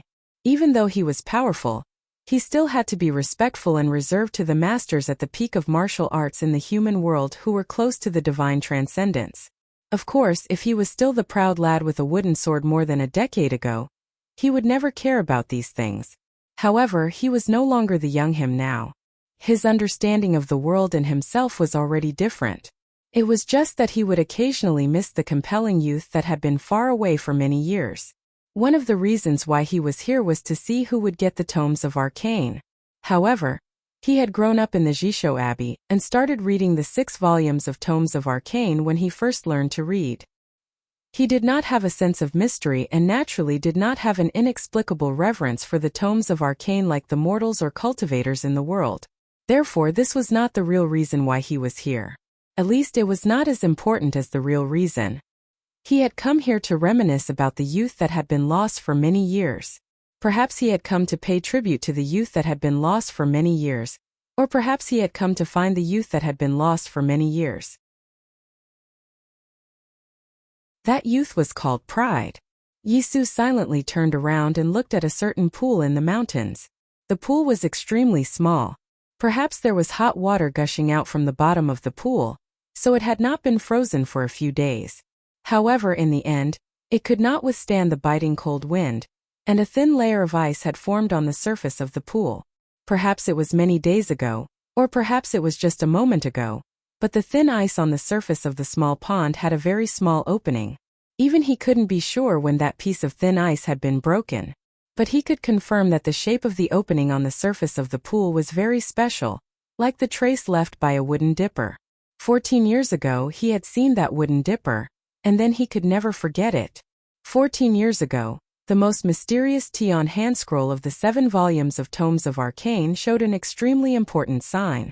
However, the Taoist in the abbey who was responsible for looking after the Tomes of Arcane remained absolutely silent about it.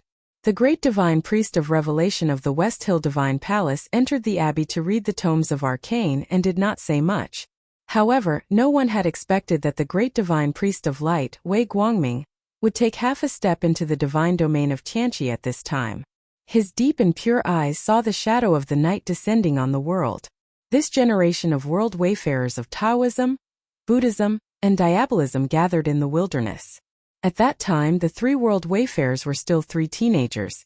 They gathered under a small tree and silently watched the ants for a long time. Then they looked at the black line for a long time and finally left separately. At that time Yisu, the successor of the Jishou Abbey, was very proud and very confident. He scolded Tang as an evil spirit and disdained Qin Yan as an outsider. He chopped the small tree into 53,333 pieces with one stroke of his sword, and then recited a Taoist hymn that he was most satisfied with so far. At that time he did not know that when the night was coming, on the other side of the black line that they did not dare to cross, there was a scholar wearing straw shoes and a shabby coat sitting calmly beside a small pond. He held a scroll in his hand and read happily. There was a wooden dipper hanging on his waist. When he was hungry or thirsty, he would drink from the pond.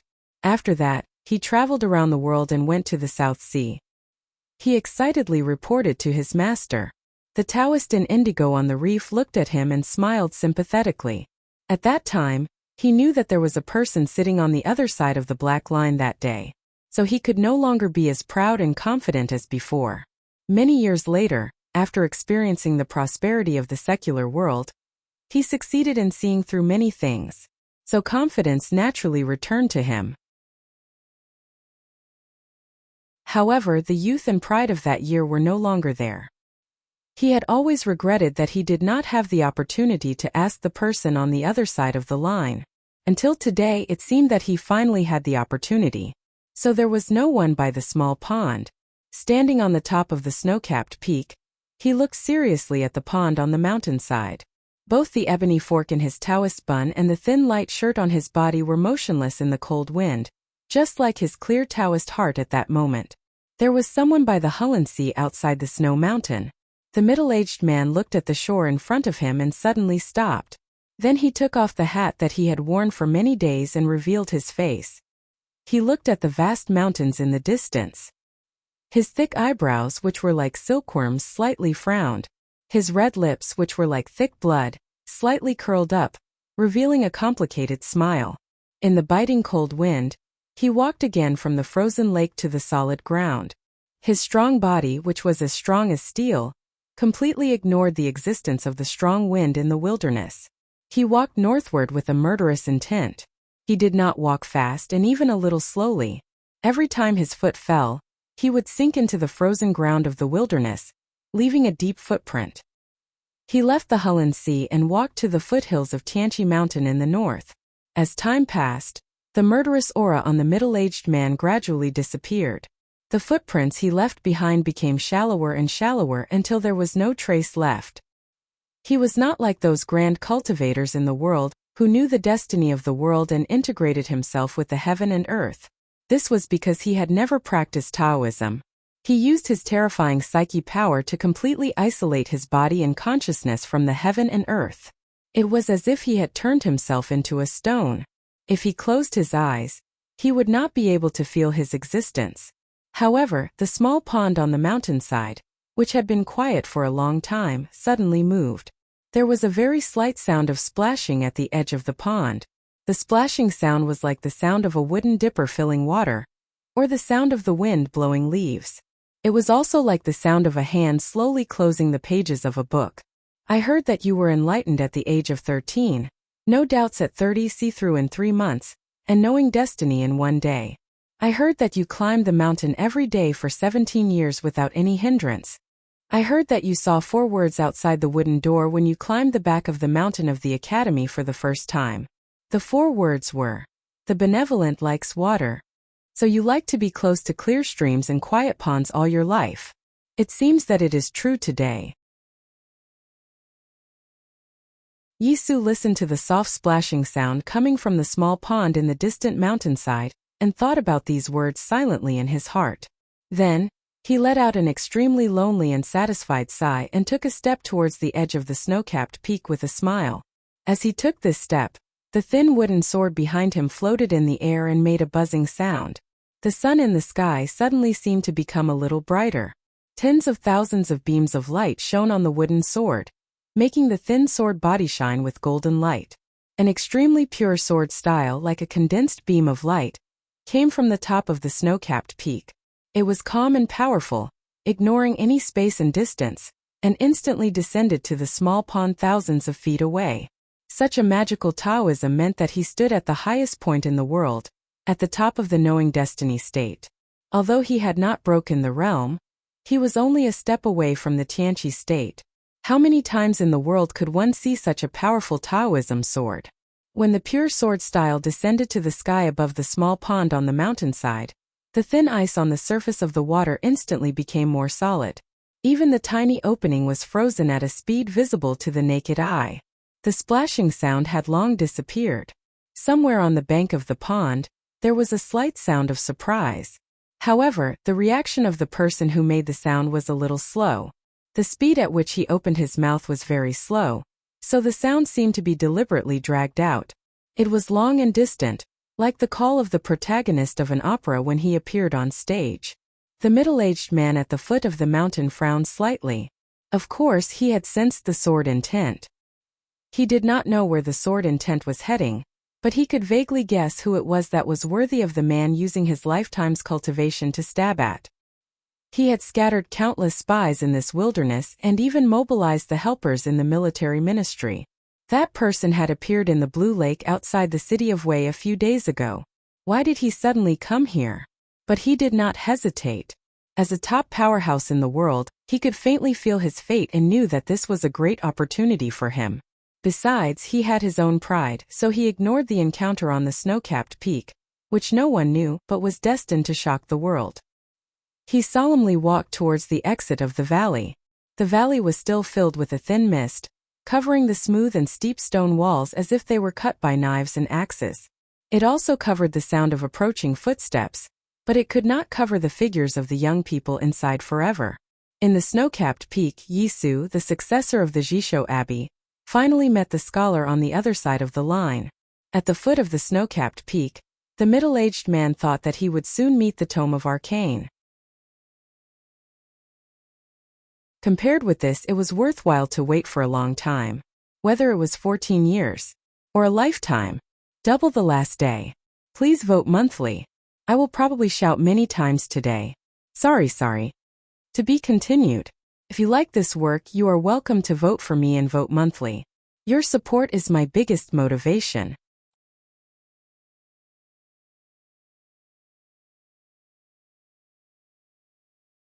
Chapter 308. The 4 young people with complicated identities walked on the steep and smooth stone walls. Their injuries gradually recovered after a few days, but they had run out of food and became weak again because of hunger. Ninkei did not expect that the passage dug by the previous powerhouses of the Devil's Doctrine would be so long. It seemed that they had almost crossed the entire Tianqi Mountains, but they still could not find the exit. He could not help but feel anxious. He was the most afraid of hunger. Thinking that the 3 women had eaten most of the food he had hidden, he felt even angrier. He stared at Tang Xiaotang and said, We will all starve to death if we don't get out soon. How many more days will it take? Tang Xiaotang lowered her head and looked at the beast's tail on her neck. She said in a low voice with some uncertainty, "It should be soon." Ning Ke gasped and looked at her incredulously.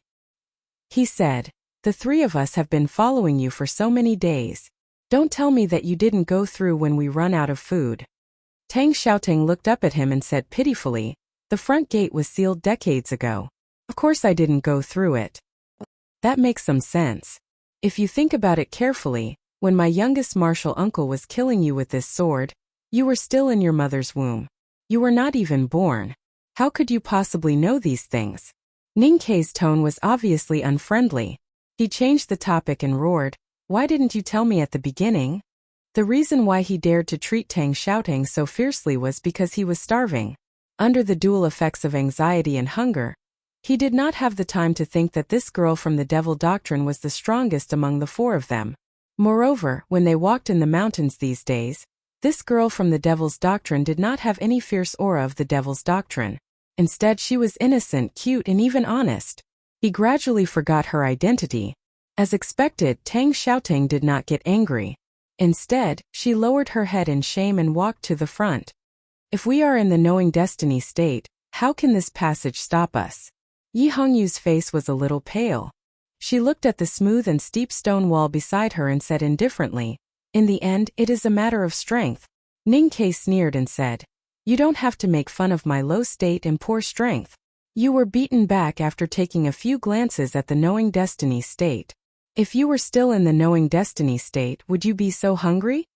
Yi Hongyu was silent.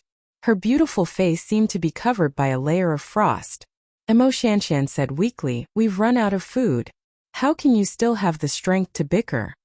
Yi Hongyu said expressionlessly, "I will not quarrel with him after I leave the mountain. I will kill him directly." Ning Ke ignored the Tao addict's threat. Since he escaped from Chang and City when he was a child, he had experienced many life and death situations. How could he be afraid of this kind of threat? He was not even afraid of death. However, he did have an innate fear of hunger because of his childhood experience. After a moment of silence, he once again found Tang Xiaotang, who was ashamed and speechless, because of this fear and the anger brought by this fear. He mocked, "Probably only people from your devil's doctrine would be stupid enough to split the mountain to make a path, thus turning the escape route of people into a dead end." Tang Xiaotang raised her head and looked at him with a solemn expression. She said solemnly, "Both the Holy Land and this passage represent the will of our Enlightenment doctrine to change the world. Please show some respect." Ning Ke did not want to respond to her, especially after he had heard too many stories from Master Lotus about changing the world and creating a new world. However, he could not fully understand the obsession of the devil's doctrine. Tang Xiaotang frowned and said, "Can you not be like this? If you think that our Enlightenment doctrine is useless and a bunch of stupid people, then why did you come to our holy land?" Ning Ke replied angrily, "If not for the appearance of the Ming hand scroll of the tomes of arcane, I would not have come even if the headmaster begged me." Tang Xiaotang's eyes lit up when she heard the words, Ming hand scroll of the tomes of arcane. She thought about how she and her brother had found nothing in the Holy Land. Her gaze naturally fell on the iron box tied with a cloth belt in front of Ning Quebec. She asked, "Have you found it?" Ning Ke said, "Don't look at me like that. The ashes of an old ghost are in this box. Speaking of which, why do I have to carry it with me? Shouldn't I just find a random place to throw it away?" It was strange that after walking through the passage for a few days, the four of them talked about their childhood, cultivation, and their favorite snacks. However, Ning Ke, Emo Shanshan, and Yi Hongyu did not mention to Tang Xiaotang about their encounter at the front gate of the devil's doctrine, nor did they mention the old monk named Lotus 32. This had nothing to do with Tang Xiaotang's identity as a member of the devil's doctrine. It had nothing to do with the conflict between the orthodox and the devil. It was not even because the experience was so painful and disgusting that the three of them did not want to recall it. On the contrary, it was because the three of them treated their encounter with Master Lotus as the most precious experience in their cultivation lives, and were unwilling to share it with others. Ning Ke suddenly raised his eyebrows and looked at Tang Xiaotang. He asked, You did not find the tomes of Arcane either? That is your territory. You should be familiar with the way back to your hometown. Did you not find anything? Tang Xiaotang shook her head dejectedly and said, There is nothing in the Holy Land. Ning Ke thought to himself that there was a pile of white bones and ghosts, and an old guy who was scarier than ghosts. All the major cultivation sects in the world had gathered in the wilderness. The West Hill Divine Palace had put in a lot of effort to find the legendary Ming handscroll of the Tomes of Arcane when the front gate of the Devil's Doctrine opened. However, they had found nothing. The whereabouts of the legendary Tomes of Arcane had naturally become the biggest mystery in everyone's hearts. Yi Hongyu said, The great divine priest of revelation said that the Ming handscroll would appear here, so it will definitely appear. Ning Ke shook his head and said, It seems that the great divine priest of revelation was wrong. Yi Hongyu frowned slightly and said without hesitation, How could the great divine priest of Divine Hall make a mistake? Ning Ke looked at her and said mockingly, If the divine priest of light did not make a mistake 1,000 years ago, how could the Devil's Doctrine appear in this world? Or is it that the West Hill has always thought that the Devil's Doctrine is the right product? Yi Hongyu pursed her lips tightly and did not speak to him. Mo Shanshan sighed weakly and said with a smile, Are you not going to argue with him anymore? Yi Hongyu nodded and said, I did make a mistake earlier. Ning Ke felt slightly proud and thought that no one in this world could beat him in verbal skills except Sang Sang. Yi Hongyu said immediately, Since I said that I would kill him after we get out, why should I be angry with him? Ning Ke said bitterly, It was just a few jokes. Don't take it seriously. Tang Xiaotang, who was walking at the front, suddenly said in surprise, It's true. It's true. Ning Ke was startled and asked, What is true? Tang Xiaotang turned around and pointed at the thin mist in front of the passage. Her clear eyes were full of joy and she said, That is really the exit. We are out. Looking at the faint light in the mist at the end of the passage, they vaguely guessed that it was the exit. After going through so many hardships and running out of food, they should be jumping for joy. They should even be holding hands, shoulder to shoulder, wearing ribbons and youthful smiles on their faces. However, they stopped and fell into silence. Even Tang Xiaotang was no exception. In the long passage, they were isolated from the rest of the world. That was why they could forget about each other's sect background and temporarily forget about the so-called good and evil, as well as the complicated hatred that could not be washed away by blood. However, once they walked out of this mountain abandoned by Haotian and returned to the real world, all these factors would return. The four of them looked at each other and remained silent for a long time. Yi Hongyu suddenly said indifferently, I am not used to pretending to be sad. After we get out, I will need to recuperate for a period of time. So it should be a long time before I kill you and the siren from the Devil's Doctrine. Tang Xiaotang looked at her proudly and said, You are still injured now. I will hit you when you recover. Mo Shanshan gently tidied her cotton dress and said with a smile, Anyway, it has nothing to do with me. Yi Hongyu sneered and said, If I want to kill Ning Ke, will it really have nothing to do with you? Ning Ke waved his hand to stop the meaningless conversation and said, Let's talk outside. Xiaotang, you go first. Tang Xiaotang looked into his eyes and said seriously, I know what you mean. You are worried that there is something strange outside the fog, so you let me go first. I am a disciple of the Enlightenment doctrine. How can I escape if the people outside are all from the Central Plains? Besides, you are a man. Just like what she said, you are a disgrace to the academy. Ning Ke's expression did not change. He said seriously, Why did you suddenly become so smart? Tang Xiaotang said, I am just kind-hearted. I am not really stupid. Hearing this, Ning Ke naturally thought of Sang Sang. Sang Sang was just a little stupid but not really stupid. He suddenly had a strong desire to return to Chang'an. He looked at the exit in the fog and said, I will go first. The most powerful young disciples of Taoism, Devil and Talisman are all here. Together with me, the world wayfarer of the academy, I don't believe that anyone would not kneel down and kowtow when they see our super combination, let alone ambush us. These words were obviously used to boost his courage, just like how he had been bickering and joking with the Tao addict and the girls from the Devil's Doctrine these days. The reason why he did this was to ease the heavy feeling in his chest. No one knew that he, the core disciple of the headmaster of the academy, had joined the devil. Even Yi Hongyu only vaguely guessed that he had inherited the mantle of youngest uncle and was about to return to the human world. He did not know what the cold and real world outside the valley would do to welcome him if the truth of his joining the devil was discovered. After a moment of silence, Ning Ke walked into the fog. He reached his right hand behind him and slowly held the handle of the big black umbrella. The big black umbrella was his biggest support in this world. It was the warmest and quietest existence in the world, like a wild cat's dark house. When he faced Lotus at the front gate of the devil's doctrine, he did not have time to take it out and almost died. At this time he was about to return to the human world from the isolated mountain. The strange feeling and vigilance made him ready to take out the big black umbrella at any time. The world outside the fog was not under the attack of thousands of people. There was no sneak attack. Ning Ke was greeted with a fist bigger than the cheap two-high bowl that Sang Sang bought. The fist was open and aboveboard, full of the aura of gold and stone. It broke the wind and arrived without any sense of evil. It was not a sneak attack. It was a kill. There is one more chapter. To be continued. If you like this work, please come to Chidian.com to vote for me. Your support is my greatest motivation.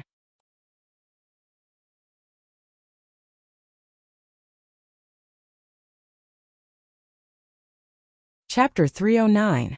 It was indeed not a sneak attack. Even Ning Ke had to admit that it was not a sneak attack after analyzing it, because the fist appeared very openly, and it was at least 100 feet away from his face. No one could sneak attack from a distance of more than 100 feet. Arrows could, but not fists. The reason why the fist could be seen was that the moment it appeared, all the fog in the mountain path was forcibly dispersed by the fist wind into smaller particles, and could no longer obstruct vision. The smooth and steep stone wall was clear. The mountain path was clear. That was why Ning Ke could see the fist. And the middle-aged man who was as strong as a mountain. He had no time to think, let alone see the appearance of the middle-aged man clearly, because the fist bigger than a bowl, after shattering the fog in the passage, almost came to him without a pause. In his sight, the fist instantly became countless times bigger. Because the fist was so fast, the wind in the narrow passage did not have time to swell, but was compressed and stuck to the smooth stone wall. Then all the sound disappeared, and there was a deathly silence. It was not a sneak attack, but it was more terrible than a sneak attack because it was an absolute kill relying on super strength. In the face of such a fist that could expel the air and seem to move faster than sound, Ning Ke only had time to make one move. It was a move that he had done countless times before his death since he was a child. He was extremely familiar with it. The strange cry caused by the strong threat of death was still brewing in his chest and abdomen, and the skin that was stimulated by the shadow of death did not have time to stand up. The big black umbrella had already opened, like a piece of the night sky, blocking in front of him. The fist fell on the surface of the big black umbrella. The big black umbrella did not break, and there was nothing in the world that could break it for the time being. But the thick and greasy surface of the umbrella sank deeply at that moment, and there was a very exaggerated deformation. This was the most serious deformation of the big black umbrella since it appeared in the world, so it could be imagined what kind of power the fist carried. In the second moment that could not be seen by the naked eye, and even time lost its effect, the thick surface of the big black umbrella began to recover, and with the recovery the incredible and terrible power passed to the umbrella. The umbrella handle left Ning Ke's perlicue, leaving several deep white lacerations. The blood was still in the lacerations and had no time to ooze out, because the third instant was also the instant that transcended time. Ning Ke's eyes reflected the color of the big black umbrella, and then suddenly brightened for a moment. He began to suck in his abdomen, exhale and flatten his chest. His feet began to stand on tiptoe, ready to leave the ground. Before these subtle movements could be completed, the handle of the big black umbrella had already stabbed into his chest. Fortunately, he had already made these preparations in such a short period of time, so he did not die. The handle of the big black umbrella fell like a mountain, directly hitting his chest. Ning Ke's feet left the ground, his chest and abdomen sunk, and then he flew up. That terrifying mountain-like strength gradually diminished during the long journey. For this he paid a very heavy price, and blood spurted out like a waterfall. Although the pain in his chest kept tearing his body like a devil, and the fear of death kept stabbing his mind, his eyes were still calm and focused.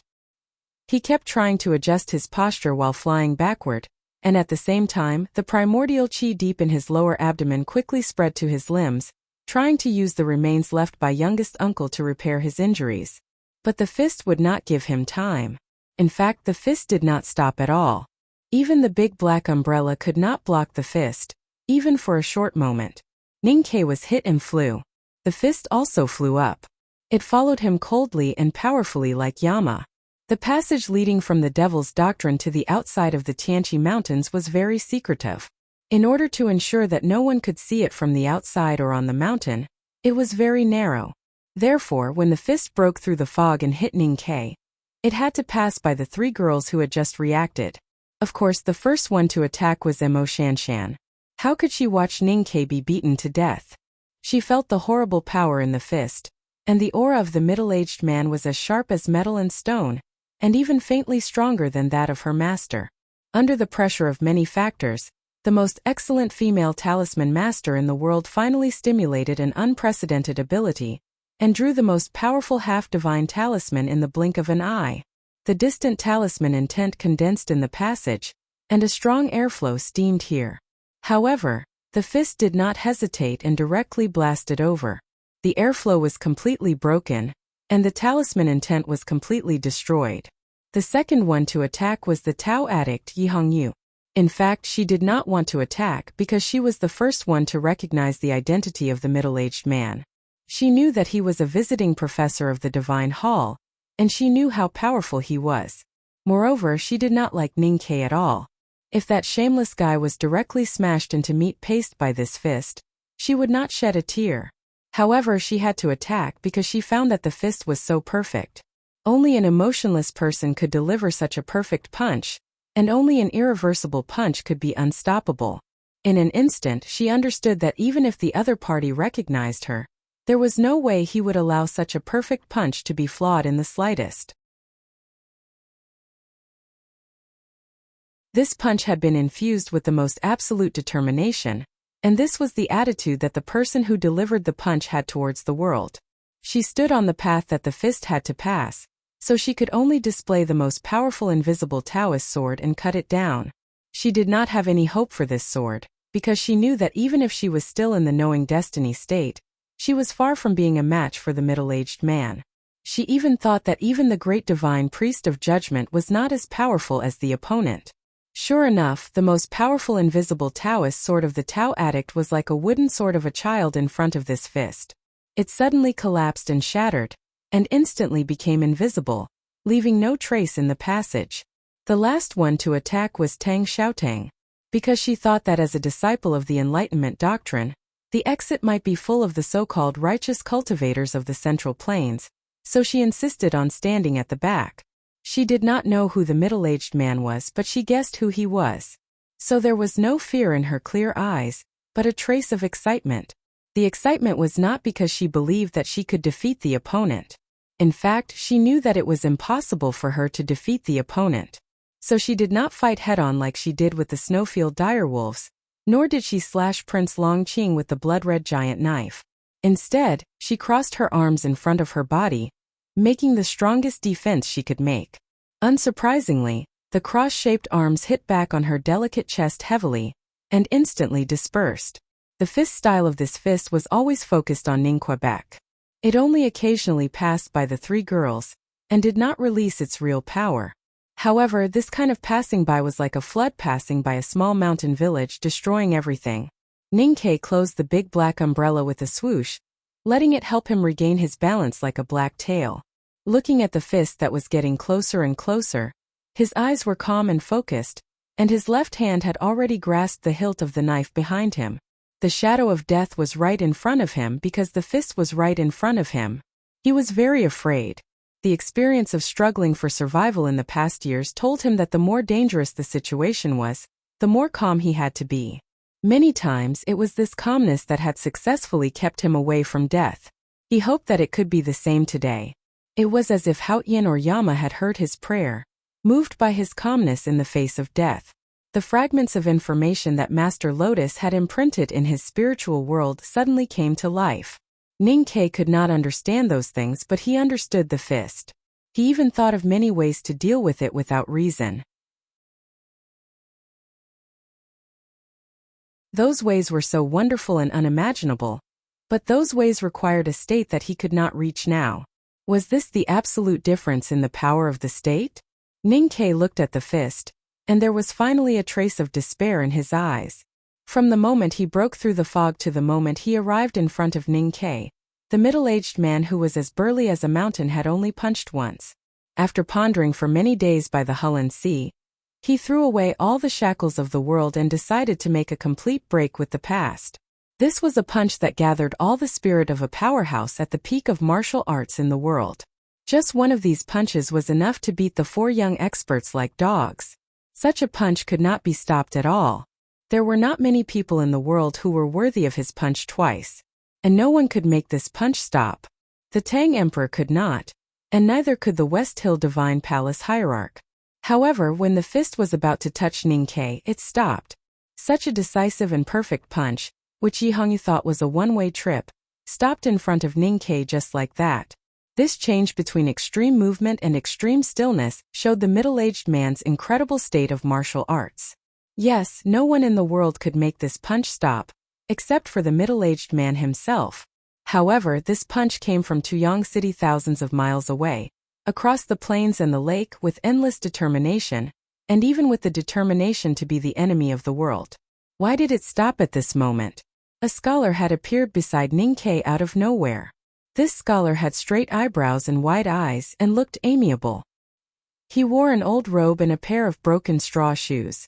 A wooden dipper was tied to his waist, and an old book was stuck in it. He was covered with dust, but he looked extremely clean. It was hard to tell how old the scholar was, and he did not reveal any powerful aura. He just stood quietly beside Ninkei, and even seemed a little honest and dull. However, as long as he stood there, no matter how strong the punch was, no matter how decisive it was, the punch that could not be stopped had to stop, and did not dare to move forward at all. Because he was the eldest brother of the academy. Yes, dear, there is still one more chapter. To be continued. If you like this work, please come to Chidian.com to vote for it. Your support is my greatest motivation.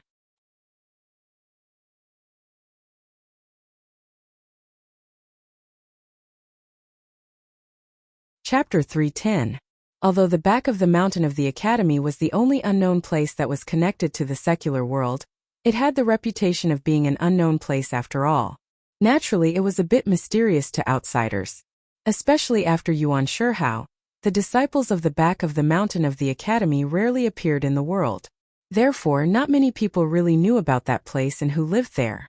Not to mention the secular empires, the West Hill Divine Palace, even the Jishou Abbey, the Xiankong Temple, and the Devil's Doctrine only knew the general situation of the back of the mountain of the academy. They only knew that there were 13 core disciples of the headmaster of the academy behind the clouds and mist. They cultivated their day and night, and their strength was unfathomable.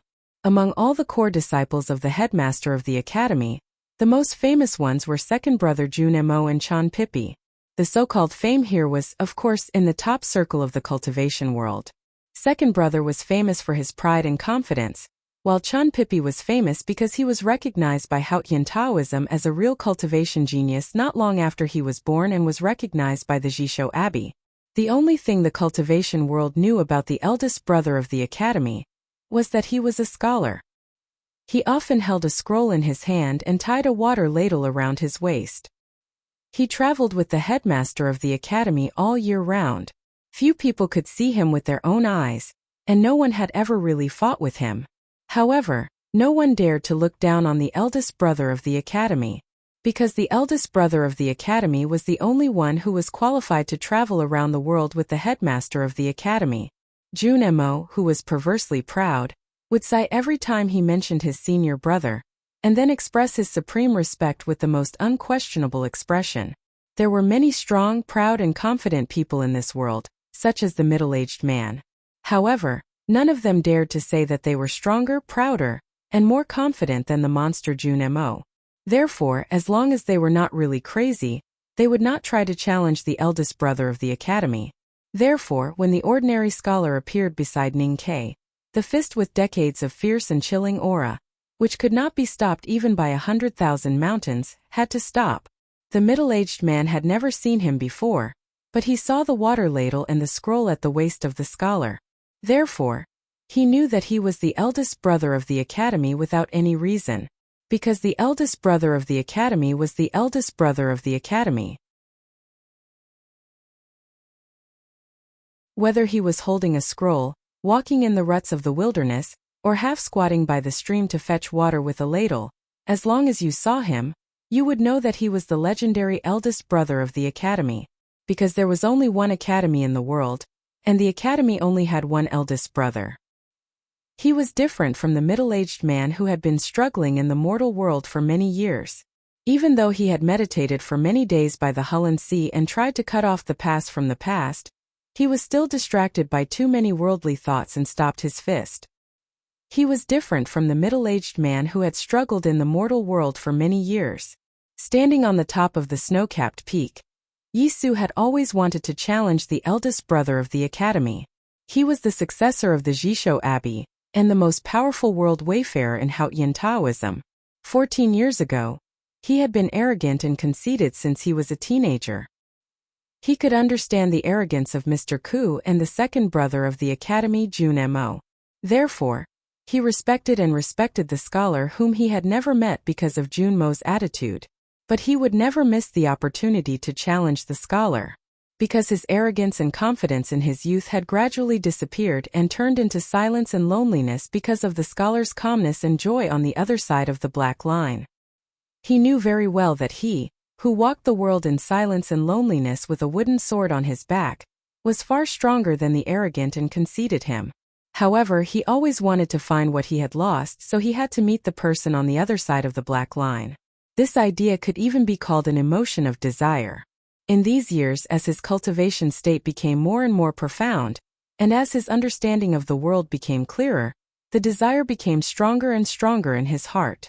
It was even stronger than the sunlight above the snow-capped peak. After 14 years, he finally met the scholar and had a chance to challenge him. For the tomes of the arcane, the middle-aged man walked on the lake ice and tried to kill him.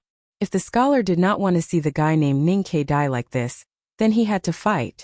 Yisu was not sure whether he could force the scholar to fight if the scholar did not move. But since the scholar showed his trace and was ready to fight, then he was confident that he could make this encounter a reality, because he could make the first move.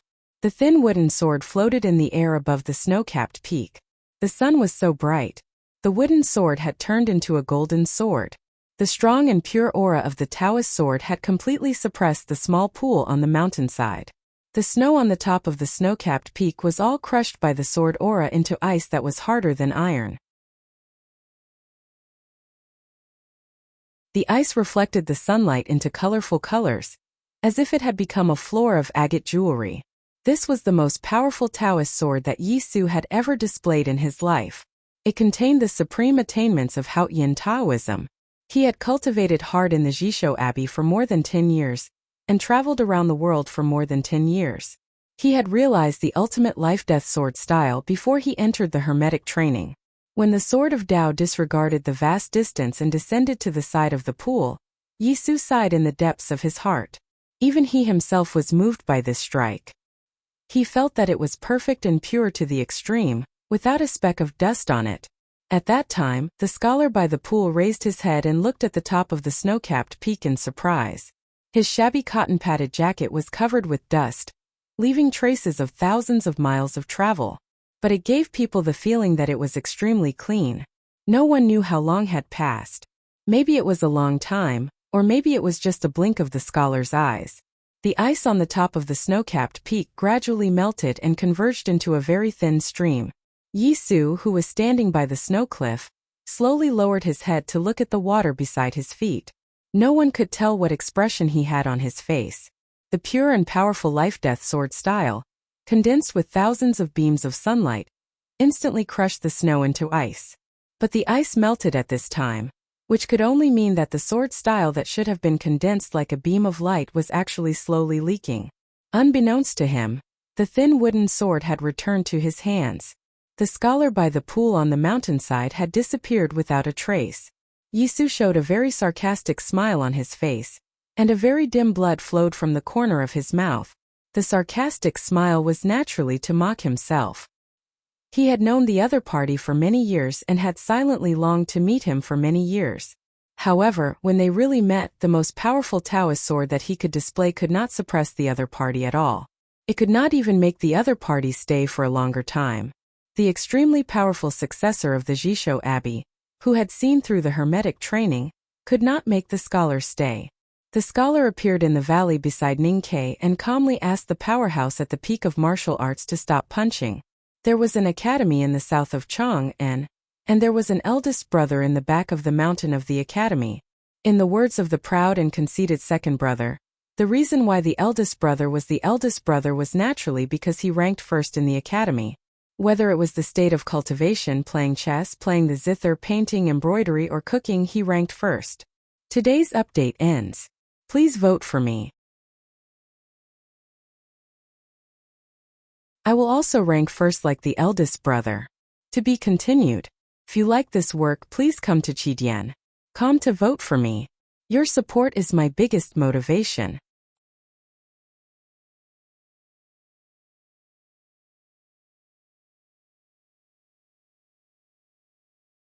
Chapter 311. It was not until the fist stopped that the wind in the tunnel suddenly roared.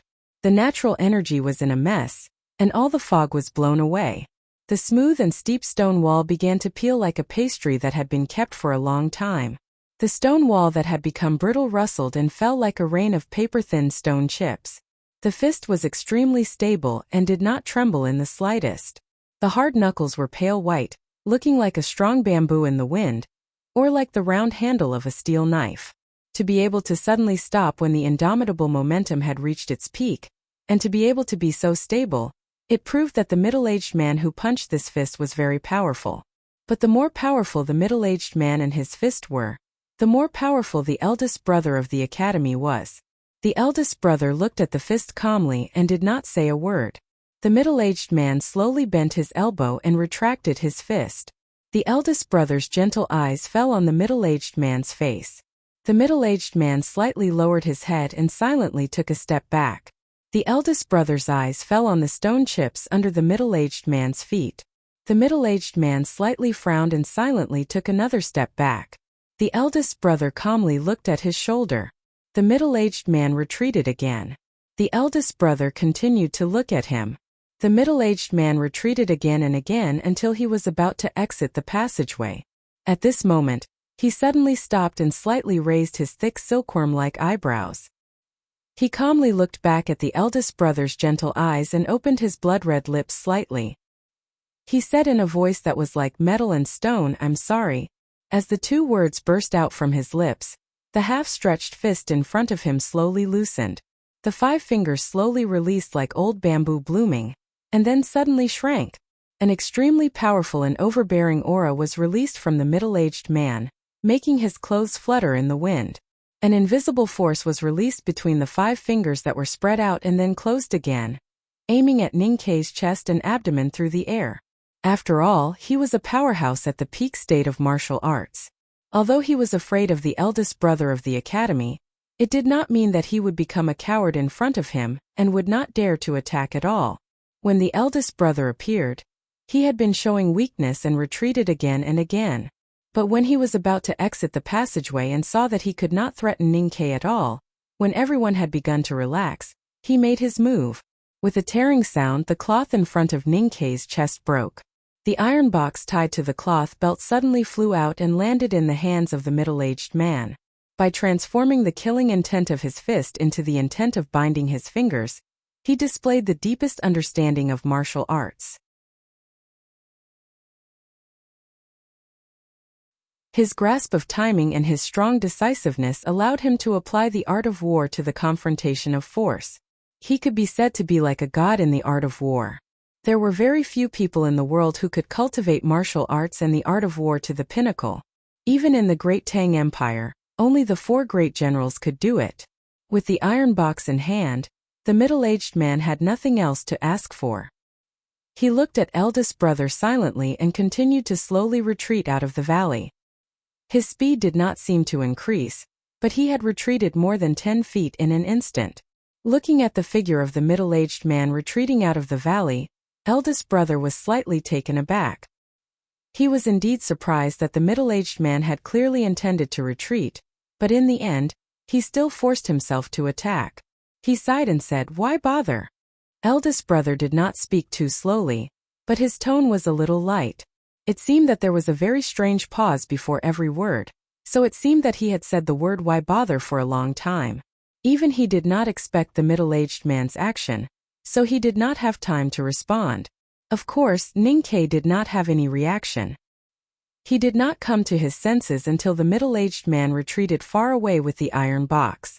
Moreover, he had suffered too much shock at this time and had no spare time to think about other problems. According to the description of appearance that he had memorized for so many years, that powerful middle-aged man with eyebrows like black silkworms and lips like thick blood should be Xiaohou, the Xiaohou who killed the whole family of the general's mansion and turned his happy life into cultivation in the underworld? The Xiaohou who massacred several villages at the border and killed Darky's whole family? And who was this scholar who wore a tattered coat and straw sandals beside him? Ninkei had seen him on the first day he entered the academy. He clearly remembered this clean, amiable and trustworthy scholar who made him fearful. He remembered that the scholar wanted to exchange the water ladle at his waist for his big black umbrella.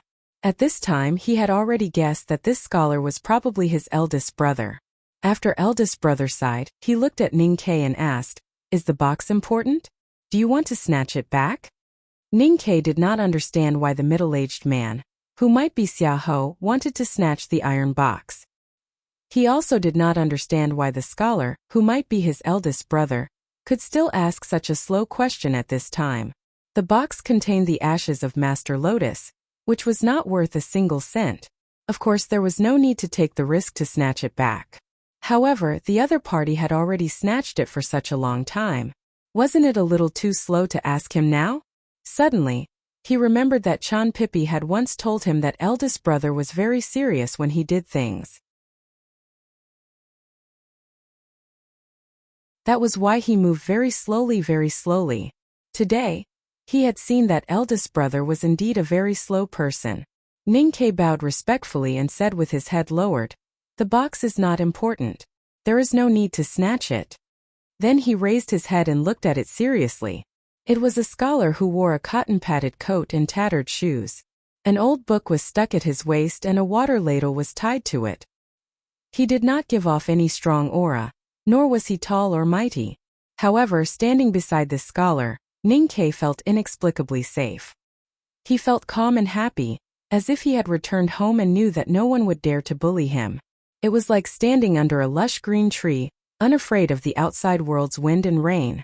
This absolute and unquestionable sense of security even moved him to silence. Eldest brother could roughly understand his feelings at this time and smiled warmly. When he began to seriously think about how he should start a conversation with his youngest brother, he suddenly felt something and looked up at the sky in surprise.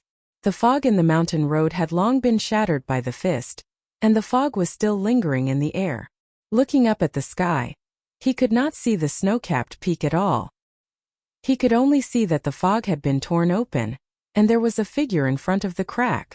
The figure should have jumped down from the snow-capped peak, or more like it had jumped down from the sky. It continuously broke through the air and fog, making a heart-palpitating low vibrating sound. It could be imagined how fast it had reached. The thin fog on the mountain road dispersed with a bang, and a circular hole appeared. The figure fell from it, wrapped in a semicircle of water mist, and the bloody flame on its legs was burning vigorously. A strong and overbearing aura shrouded the ground from the figure, locking the area of dozens of feet. The pair of old boots, which had walked all the way from the cold region of the far north, was getting closer and closer to the ground, and was about to step on the middle-aged man's head. When the middle-aged man came, he was like fire, and when he retreated, he was also extremely fast. However, the person who jumped down from the sky had obviously been lying in wait for a long time. He had actually locked the ground of dozens of feet in a domineering manner, knowing that no matter where the middle-aged man retreated, he would not be able to completely avoid it. More importantly, he hoped that the middle-aged man would avoid it. Under such circumstances, as long as the middle-aged man avoided it again today, the breath that the other party relied on to survive in this world would be exhausted, and the result would be death. However, what could he do if he did not avoid it? The last time the man jumped down from the sky, it was the first time his old boots had stepped on the wilderness. With one step, he had crushed the shield of the strongest warrior of the royal court tribe, and trampled the sorcerer into a puddle of blood. The middle-aged man did not avoid it, because he knew he could not avoid it, because he could clearly feel the murderous intent of the foot above his head, and the familiar and even somewhat intimate sense of ruthlessness. Although he had not smelled it for many years, no matter how long it had been, as long as he smelled it, he would be vigilant and silent. Because it was also his smell, the smell that belonged to the Enlightenment sect. The middle-aged man's eyebrows that were dense like black silkworms suddenly rose up, and a trace of ruthlessness appeared on his handsome face. His feet sank into the hard stone ground with a bang, and he bent his knees and transferred all the cultivation in his body into his right fist. He smashed his fist towards the sky. The old boots with blood-red flames, and the fist with a metallic luster, met in the valley.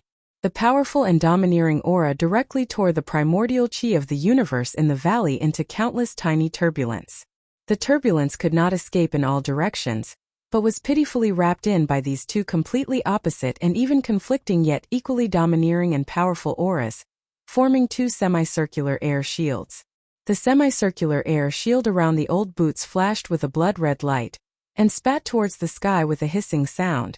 The semicircular air shield around the fist flashed with a golden luster, and spat towards the ground with a hissing sound. Except for the hissing sound of the air splashing, the valley was dead silent. The Hullen Sea in the distance outside the valley suddenly trembled. Dozens of tiny cracks appeared on the increasingly solid ice surface, which was blown by the cold wind. At the intersection of the cracks, ice avalanches and water appeared. A few fish that were not so fat jumped out of the ice holes, and were frozen after struggling for a while on the ice. Then a sound came from the valley.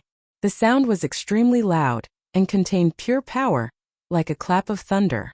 A big pit half the depth of a person appeared on the ground. After the clap of thunder came a distant echo, like the sound of a bell. The stone chips that had just been shattered by the two auras no longer flew in the air, but calmly fell down. Emo Shanshan and the others, who were shocked by the two auras again, found that they were not seriously injured. The two most domineering auras in the world collided, but there was almost no leakage of power. Instead, they accurately locked each other, and then the distant heaven and earth gave enough response. When the two domineering auras collided, they actually evolved into a grand feeling. What state had the two people who were fighting reached? Eldest brother looked at the collision of the two absolute powers in front of him, and even he was full of praise. He said seriously to Ning Ke, who was standing behind him, "The previous masters of the Devil's Doctrine were basically all killed by youngest uncle. Now it is very difficult to see two great masters of the Devil's Doctrine face to face. Youngest brother, you have to carefully observe and learn." Oh, to be continued. If you like this work, please come to Chidian.com to vote for me.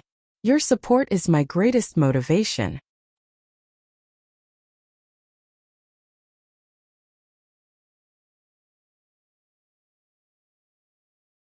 Chapter 312. Hearing this, Ning Ke found a shocking truth.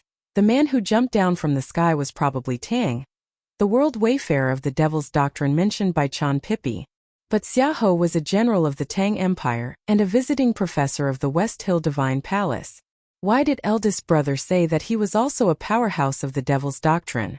Eldest brother's expression and tone were very calm, or in other words, very slow. Ning Ke was very shocked and spent a lot of time thinking. So when he helped Emo Shanshan up and walked to the misty exit of the valley with the other two girls, the earth-shaking battle had been going on for a long time. A hole about half a person's depth had appeared on the hard stone ground, and there were two clear footprints at the bottom of the hole. with the footprints as the center, countless fine cracks spread out in all directions, and finally extended for about 100 feet, looking like a huge spider web. Ning-Ke looked at the spider web-like cracks on the ground and imagined the terrible power produced when the man's foot from the sky met with Xiaoho's fist from the sky. He could not help but be shocked. Now that he had entered the see-through state in cultivation and had comprehended the Howren sword left by youngest uncle, he could already be classified as a powerhouse. But he knew clearly that in the face of such absolute power, he could not resist at all and would be shaken into a bloody pulp. Two figures moved at a high speed between the spider web-like cracks. Because they were too fast to be seen by the naked eye, one could only judge their specific location by the sound of the wind breaking through the air. The sound of the wind breaking through the air was so sharp that it even hurt the eardrums of the onlookers. Because they were entangled with each other, especially the man who fell from the sky, silently and fiercely concentrated his killing intent on Xiaoho. The two figures could not separate at all. The area of more than 100 feet seemed quite spacious, but under their terrifying high speed, it was actually no different from the size of a needle tip. The two powerhouses of the Devil's Doctrine, who were of a generation apart, had tempered their bodies to the extreme and had perfect control of their own bodies, but still could not completely avoid each other's attack. Since they could not avoid each other, then they should first attack each other to death. This was the fighting philosophy of the Devil's Doctrine. In a short period of time that was too short to blink, the two figures in the field collided no less than 10 times in silence.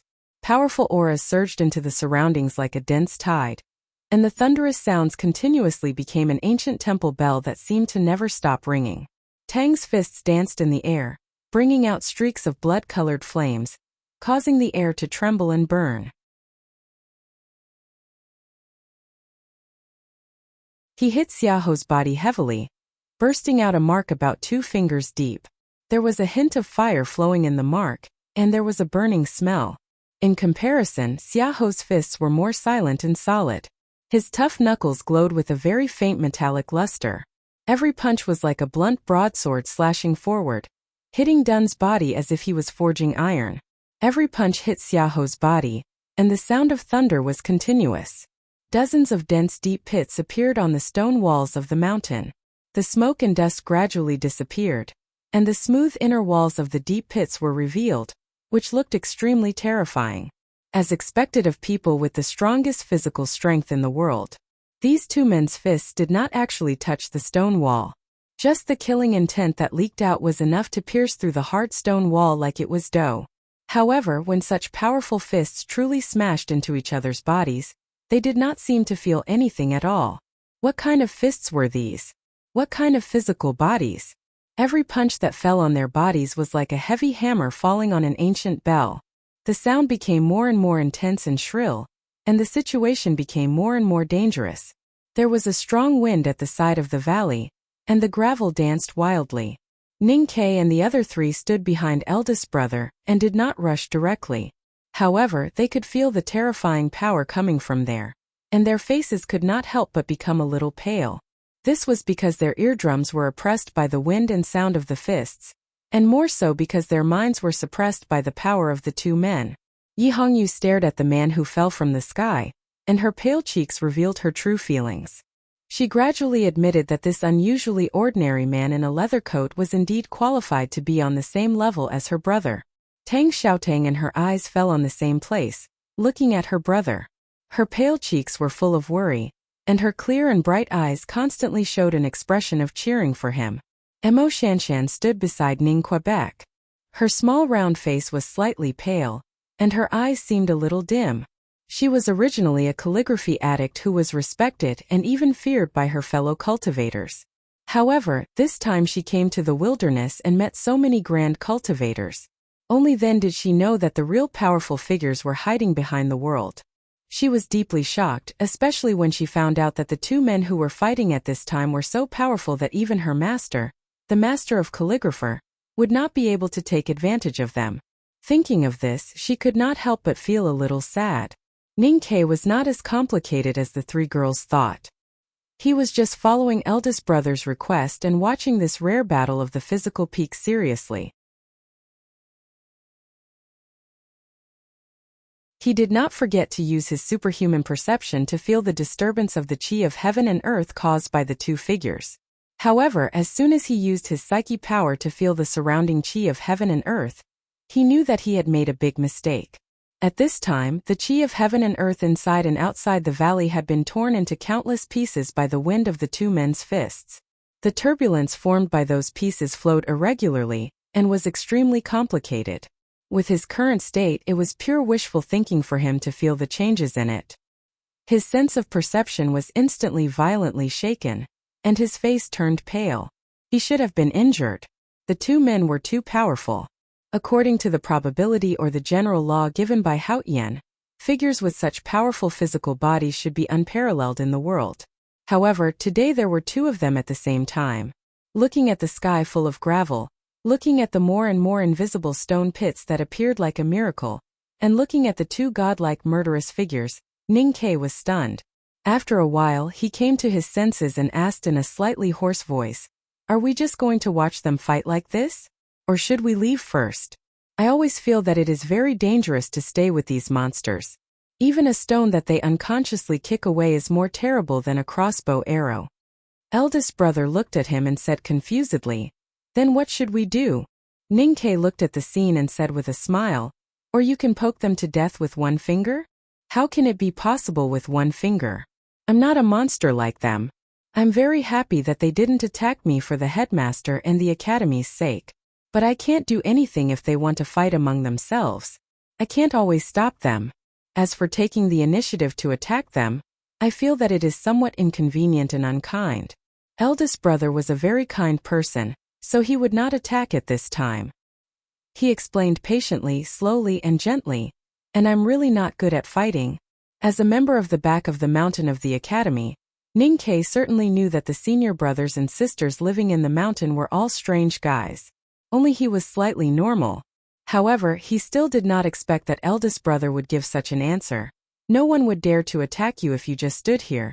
But you still said that the other party was a monster and you were not a monster? If you said that you were not good at fighting, then who in this world dared to say that they were good at fighting?"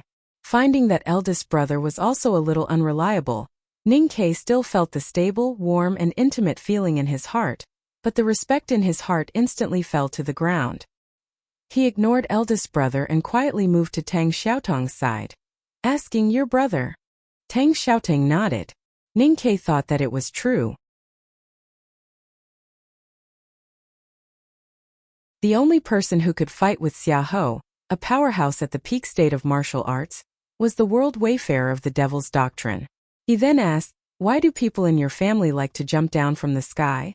Tang Xiaotong nervously watched the fight and casually answered, "It's hard to fall down, so I'm too lazy to walk." Ning Ke's body slightly stiffened, thinking that this pair of brother and sister from the Devil's Doctrine were really a pair of wonderful people who were extremely lazy.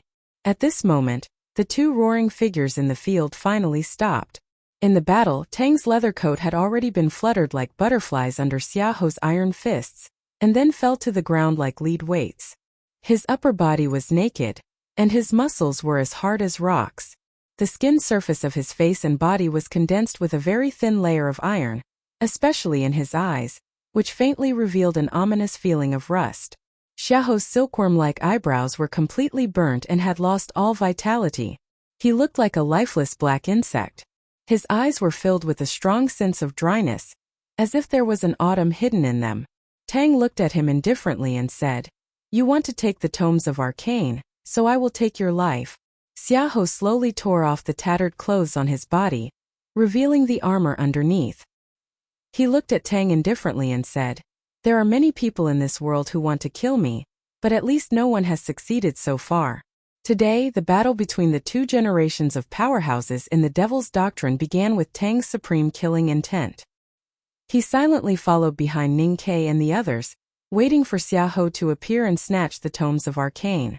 He had been silently waiting for this sneak attack, or rather to kill, for this opportunity for many years. He had the advantage of time, place and people, so Xiahou's injuries were obviously more serious than his. However, Xiahou did not die after all. Even though Xiahou's chest and abdomen had suffered numerous heavy punches, and the cotton coat on his body was full of holes like the mold of the academy's plum cake, and his aura was extremely dry and gloomy. He still stood there like an unshakable mountain. Years ago, the traitor of the Devil's Doctrine had personally cooked and killed the Saintess, surrendered to the West Hill Divine Palace, and became a visiting professor. He had led the army in the Tang Empire for many years, and such a powerful person would not die so easily. After a moment of silence, Tang said, "Your injuries are much more serious than mine. I still have a chance." Xiahou shook his head and said, "After all, you are not your teacher. So no matter how serious my injuries are, you can't kill me on the spot. You are the evildoer of the Devil's Doctrine, and I am a visiting professor of Haotian Taoism, an imperial general. In this bright world, under the brilliant Haotian, how can you have a chance to kill me?" Tang turned to look at the scholar among the crowd and asked seriously, "Mr. First, what do you want to say?" Eldest brother shook his head and said honestly, "Your affairs have nothing to do with the academy. I was just ordered by my teacher to come to the wilderness to take youngest brother back to Chang, and honest people did not always speak the truth. Coming to the wilderness to pick up Ning Ke was not on the way." Tang nodded in acknowledgement. Eldest brother suddenly pointed to the snow-capped peak and said, "I was just passing by, but I don't know what that person would think." A sword style attacked from the snow-capped peak, instantly crossing the ice and crushing the snow. After a moment, the lonely and no longer proud man with a wooden sword appeared on the snow cliff in the distance. It's really hard to write in the hotel. Tomorrow's chapter may be a little late. To be continued. If you like this work, please come to Chidian.com to vote for me. Your support is my greatest motivation.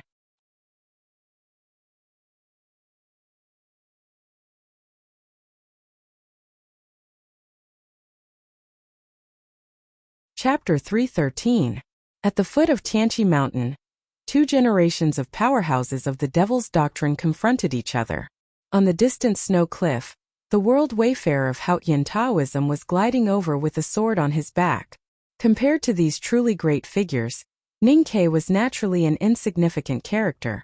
Although he was now a world wayfarer of the academy, the only one who was qualified to speak on behalf of the academy was the eldest brother, who was standing quietly in the field. Therefore, no one paid attention to him and treated him as a passerby. Ning Ke did not feel sad about being ignored. On the contrary, he was happy that he had been forgotten by the crowd. Only in this way could he focus on the middle-aged man and not worry about being discovered by the crowd. Looking at the middle-aged man's thick brows and the killing intent in his eyes, his expression did not change, but his hands behind his back gradually tightened. He felt that his throat was a little dry and wanted to drink some blood to moisten it. His life was directly changed by this middle-aged man called Xiahou. His happy family became a pool of blood because of this man. Because of this man, he lived in a dark hell on earth for many years. Revenge was the most primitive and instinctive emotion of human beings, and Ning Ke was no exception. Ever since he knew the name and identity of this man, he had secretly investigated and watched this man for many years. He was very familiar with everything about this man, including his most inconspicuous features and habits. But today was the first time he saw him with his own eyes. The world wayfarer of the Devil's Doctrine called Tang was so powerful that he had ambushed Xiahou with a strong murderous intent. However, he had failed to kill Xiahou on the spot. After witnessing this earth-shattering battle, Ning Ke finally had a clear understanding of Xiahou's strength. He was more and more aware that he still had a long way to go if he wanted to take revenge.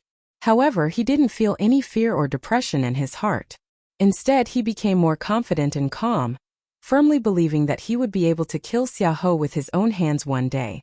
Because no matter how powerful Xiahou was, he still didn't make a move against eldest brother. Even if he couldn't reach eldest brother's realm in his lifetime, as long as he was in the academy, he would have unlimited possibilities. Tang looked at Xiahou expressionlessly and said, "If you were in Tuyang City, I really wouldn't know how to kill you. But since you left Tuyang City and hid in the north of Hulun Sea with the intention of killing people and robbing the tomes of Arcane, how could I miss this opportunity to kill you? Perhaps you've already forgotten that you weren't the only one who survived the Enlightenment doctrine." Xiahou said, "There are many people who want to kill me." Tang said, "To clean up the sect, no one has a better reason to kill you than me."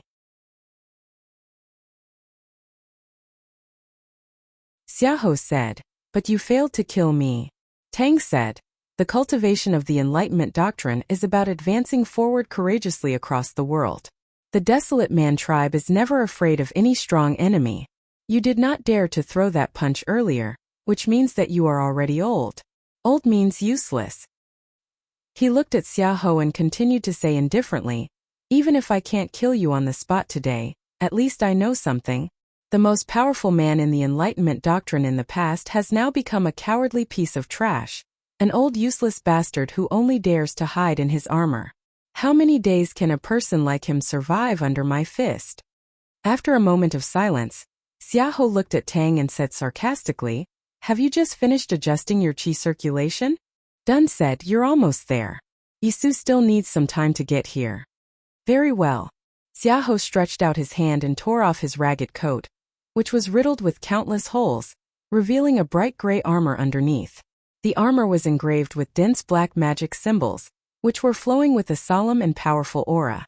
Ningke stood beside the eldest brother and noticed that Xiahou's aura suddenly rose after revealing the armor. He could not help but feel a chill in his heart. He looked at the talisman characters on the bright armor and roughly guessed that it was the powerful armor designed by Professor Huang He and made by the two senior brothers at the back of the mountain of the academy. Tang silently looked at the armor on Xiahou's body. Suddenly he reached into the air beside him and grasped a giant blood-colored knife. The knife was handed to him by Tang Xiaotang. Tang said, "I didn't want to use the knife because a cowardly traitor like you doesn't deserve to die under this knife. But since the armor you wear is from the academy, it would be disrespectful if I didn't use the knife." Xiahou looked at the giant blood-colored machete, and naturally recalled many scenes from many years ago. He said in a slightly hoarse voice, "I didn't expect that the 23-year cicada cultivation could really abandon everything in the world.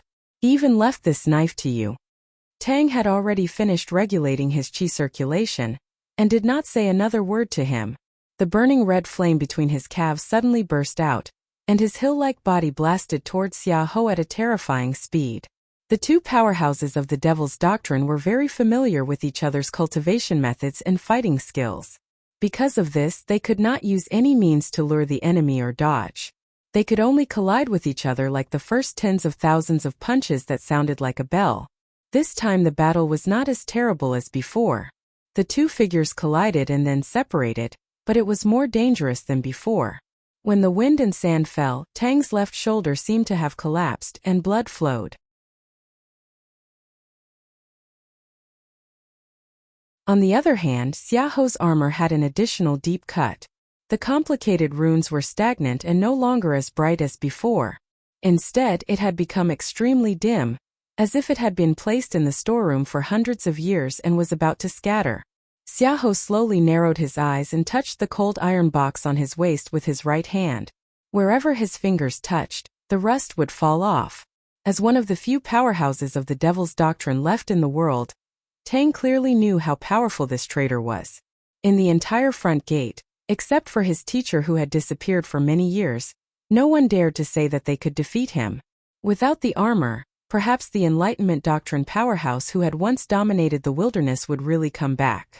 At this moment, Xiahou, who was determined to use all his spirit and strength at the moment of life and death, was more dangerous than before. But Tang had waited silently in the cold region of the far north for more than 10 years, and finally had a chance to go south to kill this traitor. Of course, he would not miss this opportunity. So he held the hilt tightly and wanted to make the second cut. However, he did not make the second cut, because a wooden Taoist sword broke through the air and fell on the solid ground between him and Xiahou. The hiltless tail of the sword trembled slightly and made a light buzzing sound. An extremely lonely and desolate aura spread out from the wooden sword in all directions. It was as if it was not a wooden sword, but an old tree that had lived in the wilderness for many years and could collapse at any moment. Looking at the wooden sword, Tang frowned slightly and found that the proud and lonely guy went down the snow-capped peak faster than he had imagined. He could not help but wonder what had happened to make the person who had already stood at the peak of the 5 states of cultivation climb a little further in such a short period of time. Looking at the wooden sword that was as desolate as an old tree, he knew that he had lost the chance to fight with Xiahou today because of his slight miscalculation of that person's speed. After a moment of silence, He handed the knife to his sister behind him. Tang Xiaotang put away the knife, and no one in the field could see where she had put it. Xiaoho looked at Tang Xiaotang indifferently and slowly released the aura that was sometimes rusty, and sometimes as hot as molten steel. Then he silently retreated more than 100 feet out of the field. He retreated to leave a place for the field. There were very few people in the world who were qualified for Xiaoho to give up his place, but today there were many people at the foot of the mountain north of the Hullin Sea. Yi Su stood beside the wooden sword without anyone noticing when his light plain robe fluttered in the cold wind. After he pulled out the wooden sword from the ground and carried it back, the desolate and lonely aura on the wooden sword seemed to return to him. His body became a desolate old tree. This was the first time that Ning Ke saw Yi Su, the successor of Jishou Abbey. He did not know his identity at this time, but he guessed that he must be a great person. Many years later, before the final battle, he told Yi Su about their encounter at the foot of Tianqi Mountain.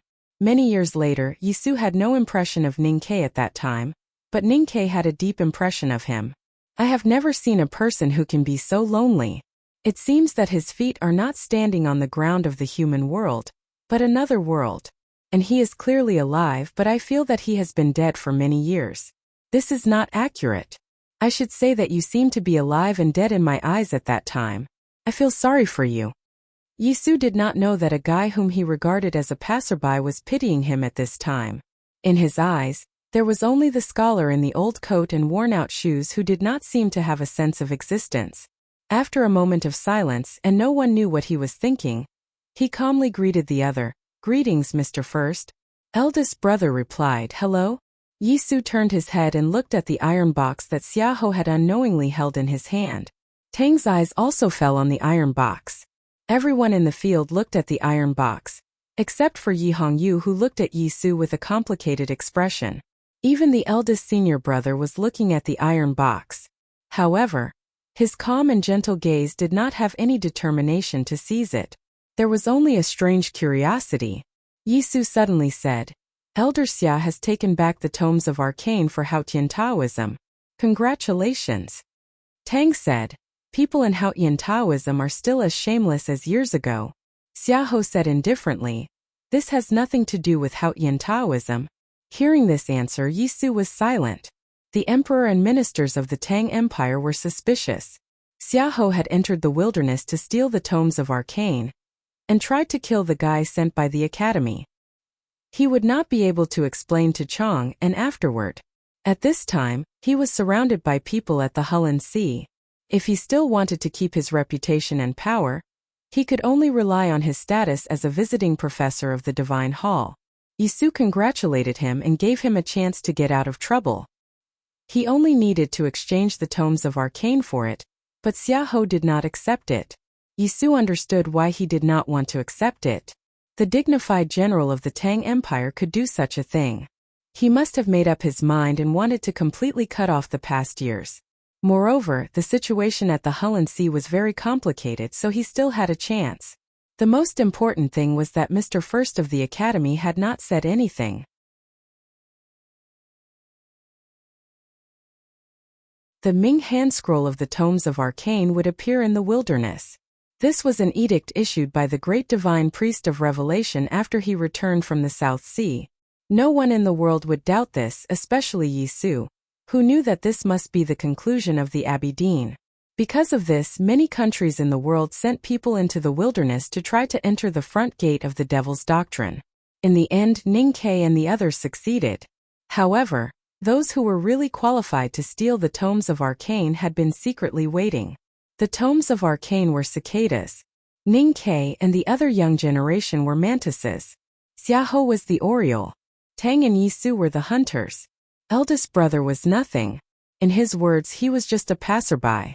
However, when he passed by the Hullin Sea, there was no more story of the mantis stalking the cicada, unaware of the oriole behind. Everyone turned to look at the ordinary-looking scholar. Eldest brother asked Ning Ke, "Do you want that iron box?" Ning Ke shook his head. Hearing his answer, eldest brother did not hesitate at all. He looked at the crowd and said gently, "You can fight for this box if you want." We are just passing by and are in a hurry to go back to Chang'an, so we will leave first. Tomorrow is Saturday. I wish everyone and I have a good rest. I snicker. I can finally drink to my heart's content tonight. To be continued. If you like this work, please come to Chidian.com to vote for me. Your support is my greatest motivation.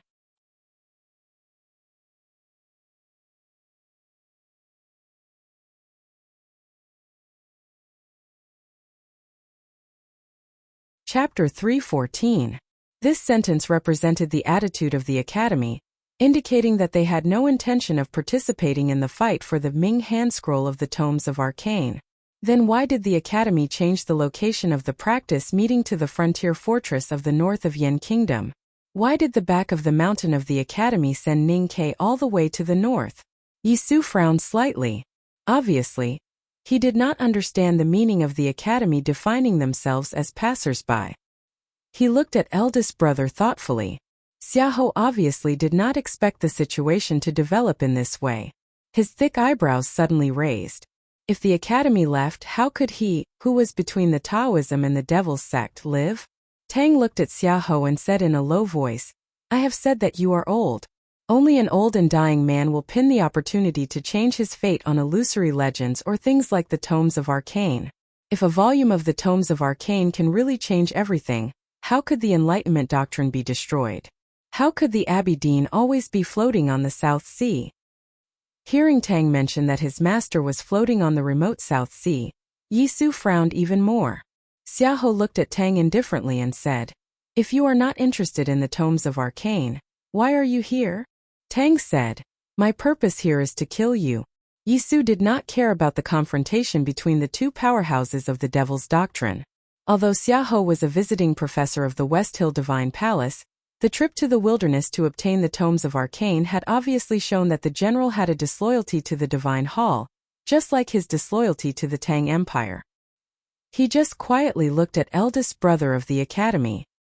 His eyes moved slowly on this scholar who had no sense of existence, as if he wanted to find out the real intention of his decision. Xiahou slowly lowered his head and looked at the iron box in his hand. At this moment, there was a faint rainstorm-like sound of hooves coming from the Hulun Sea. The earth trembled slightly. Countless of the most powerful black-armored cavalry of the Tang Empire galloped from the south. The cavalry spread across the winter wilderness like an endless black tide. It was extremely shocking. Then, hundreds of papal cavalrymen of the West Hill Divine Palace in black armor with golden talisman roared from the east of the wilderness.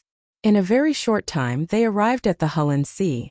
They were silent and solemn, but showed a sense of sacredness and inviolability. When the two cavalrymen came to the Hulun Sea, they set up their respective formations and silently stationed their horses on the ice. However, the cavalrymen did not get off their saddles. They still sat on their horses and maintained the attitude of charging at any time. An oppressive and tense atmosphere enveloped the shore of the Hulun Sea at the foot of Tianqi Mountain.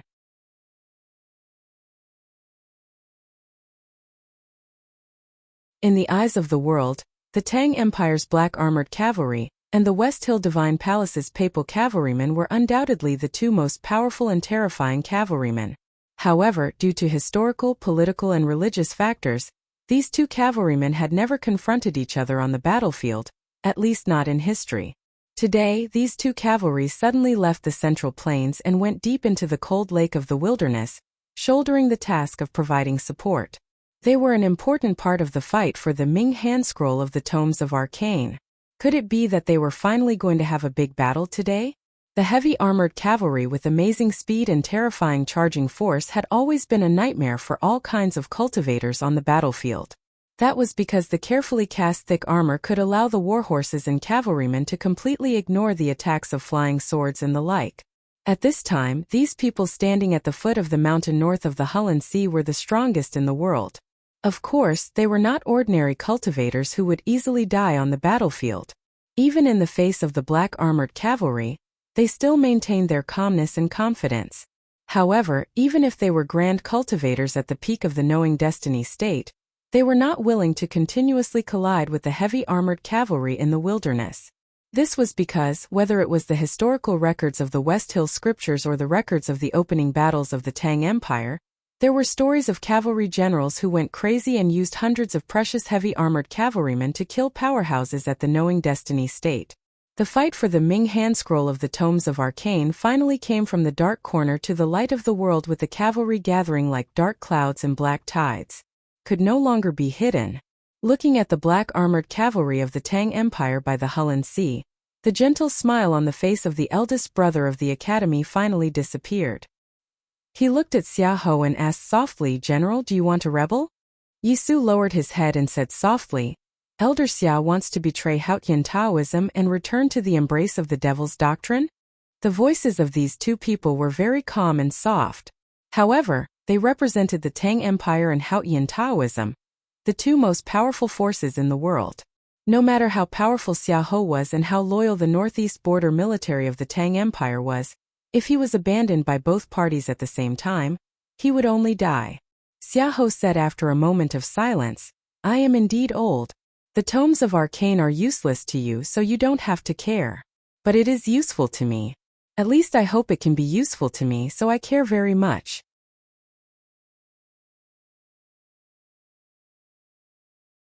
Then he looked at Yisu and said expressionlessly, "I am a visiting professor of West Hill, but also a general of the Tang Empire.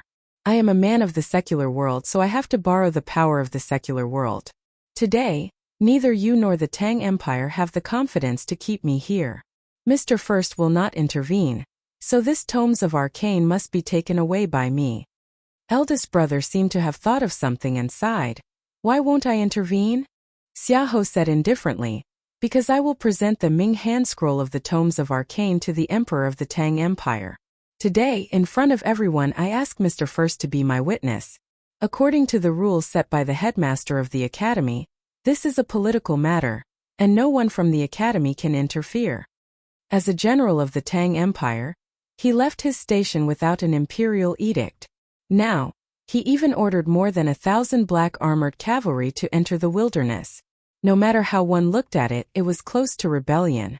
However, if Xiahou really presented the Ming hand scroll of the Tomes of Arcane to the Emperor of the Tang Empire, then all these actions could be found a relatively reasonable explanation. If the imperial court of the Tang Empire accepted the Tomes of Arcane, then this matter would become a political matter. According to the strict orders of the headmaster of the academy, no matter how unwilling the people in the academy were, they had to remain silent and even secretly help.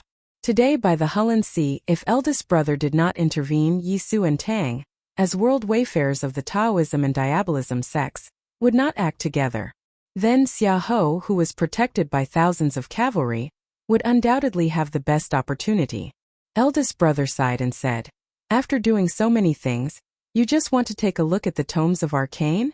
Xiahou said indifferently, "I have to take a look before I give up." Eldest brother fell silent and said nothing more. Thus there was silence. The wind by the Hulun Sea was like a knife cutting the ground in people's cheeks. It was somewhat oppressive and cold, as if the wind did not know where to fall. No one knew how this battle for the Tomes of Arcane would end.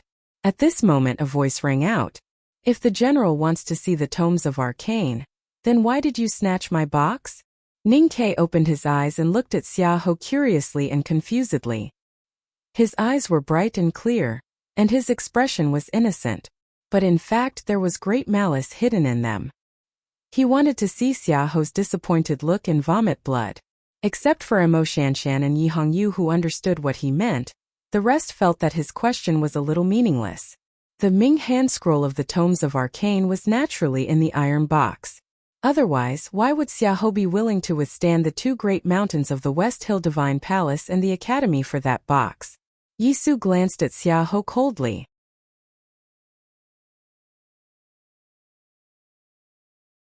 He thought that although the Ming hand scroll had been lost for a long time and he had not seen it personally, Xiahou had it for a long time and must have found out what was in the box in some way. Eldest brother did not enter the front gate of the devil's doctrine, but for some reason, he seemed to believe Xiahou's words. There was a hint of a smile in his gentle and clean eyes. He looked at Xiahou and asked, "Yes, why?" Xiahou looked at the two brothers of the academy and said indifferently, "Mr. First, Mr. 13, do you think that you can disturb me with a casual word? I will definitely not misjudge the aura of the thing in the iron box. The iron box was very ordinary, but it was very thick and well sealed. There were faint rust marks on the surface, and it also had the smooth metallic luster that Xiaoho's fingers had rubbed on it. It was impossible to tell what was in it from its weight and feel. However, Xiaoho could clearly feel the aura of the thing in the box. The aura was so familiar and made him feel awe. This kind of awe originated from the deepest part of his sense of perception, as if it was an instinctive fear and respect. He believed that among all the people present, only he, the old man of the Enlightenment doctrine, could clearly feel the aura of the thing in the box. Other than the Ming handscroll of the tomes of arcane that led to the establishment of the Enlightenment doctrine, what else in this world could make him instinctively feel fear and respect? He wanted to get close to it but did not dare to get too close to it. The iron box opened with a click. There was no Ming handscroll of the tomes of arcane, not even a piece of paper. There was only a box of dim ashes mixed with some bone chips that had not completely melted. He was a powerhouse at the peak state of martial arts, and his strong hands were as steady as a rock even when he was holding a giant tripod. However, at this moment he began to tremble just by holding a small iron box. His face became more and more solemn like black iron. Xiaoho stared at the ashes in the box and remained silent for a long time. His silkworm-like eyebrows no longer had a trace of anxiety. He raised and frowned and then calmed down again. His thick blood-like lips were slightly pale, and after a long time, he squeezed out a voice that sounded like metal rubbing against each other. "What is this?" Ning Ke looked at his face and said, "This is the ashes of Master Lotus." Hearing the words Master Lotus, both Yi Su and Tang's expressions changed slightly. Even eldest brother could not help but look at the ashes in the box. He wondered what these children had encountered in the front gate of the Devil's Doctrine. Ning Ke stared at Xiaoho's face. He faintly guessed that Xiaoho should be related to the ghost-like old monk. Xiaoho just stared at the ashes in the box. Ever since he heard the words Master Lotus, he had remained absolutely still like a statue.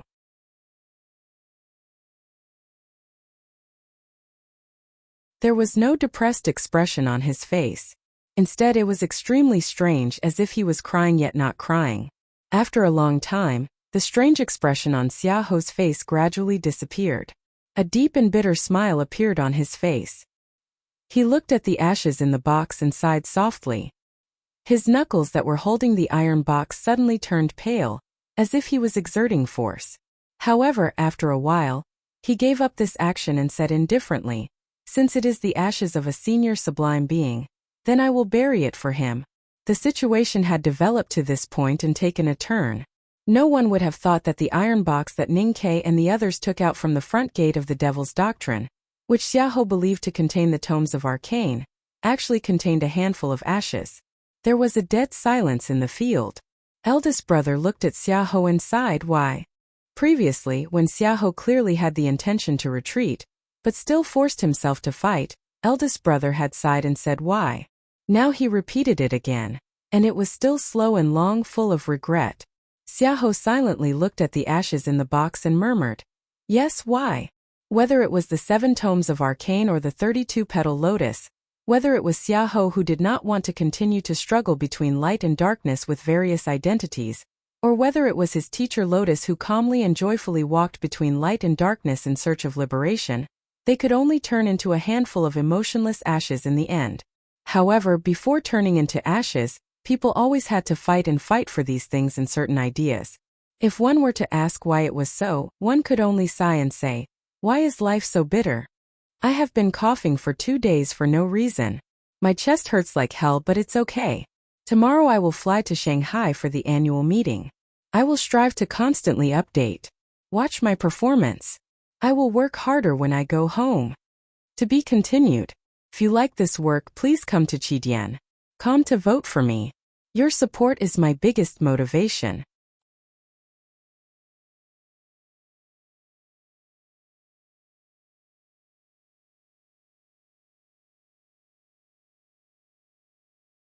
Chapter 315. Xiaoho left. He held the casket full of ashes and walked toward the shore of the Hulun Sea. There, countless powerful subordinates who were loyal to him welcomed his return. However, his figure was so lonely and even a little stooped. He no longer had the demeanor of a domineering and unparalleled general. Yisu silently watched the figure gradually disappearing by the lake. He knew that this person was useless. This famous general had been swinging between the West Hill Divine Palace and the Tang Empire in the first half of his life. He had unreservedly offered his loyalty and meritorious deeds to both sides in exchange for supreme glory and background. Today, he had thrown away all these things that he had gone through countless hardships and even countless gravitational tribulations in exchange for the tomes of arcane. However, in the end he only got a handful of ashes. After this, he would definitely suffer a strong backlash from the Divine Hall and the Tang Empire. Therefore he had to be useless. The hierarch of the West Hill Divine Palace and the two great divine priests of revelation and judgment would probably feel sorry for abandoning an important figure in the Tang Empire. However, Yisu came from the Jishou Abbey. He did not care about these secular struggles. However, because of this, he subconsciously glanced at the silent girl.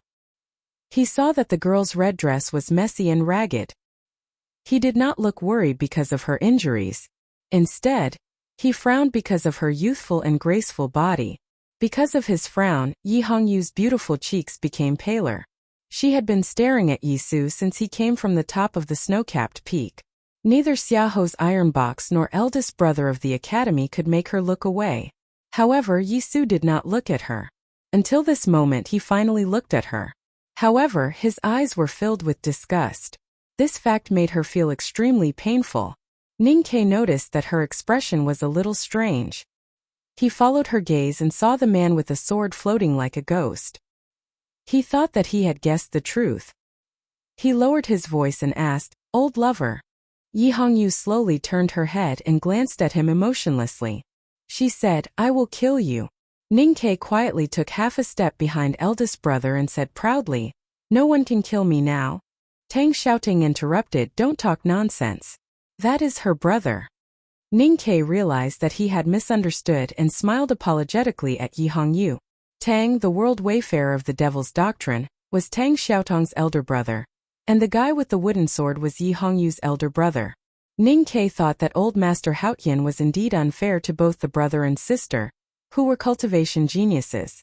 Then he remembered that he had sincerely wished that the girls Chun Pippi fell in love with would have the fiercest elder brother in the world.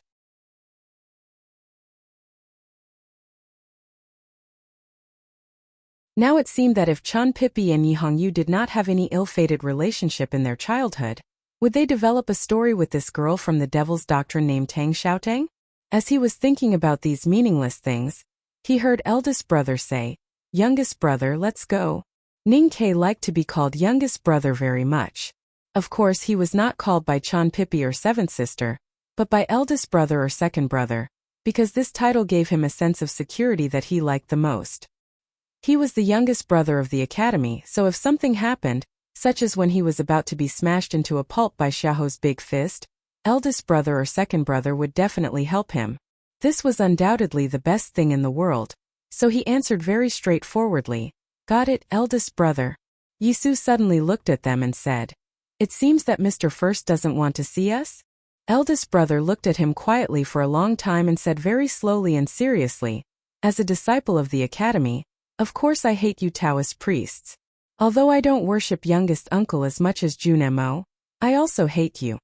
Yisu did not expect that this extremely clean and gentle scholar would say that he hated Haotian Taoism so directly and straightforwardly.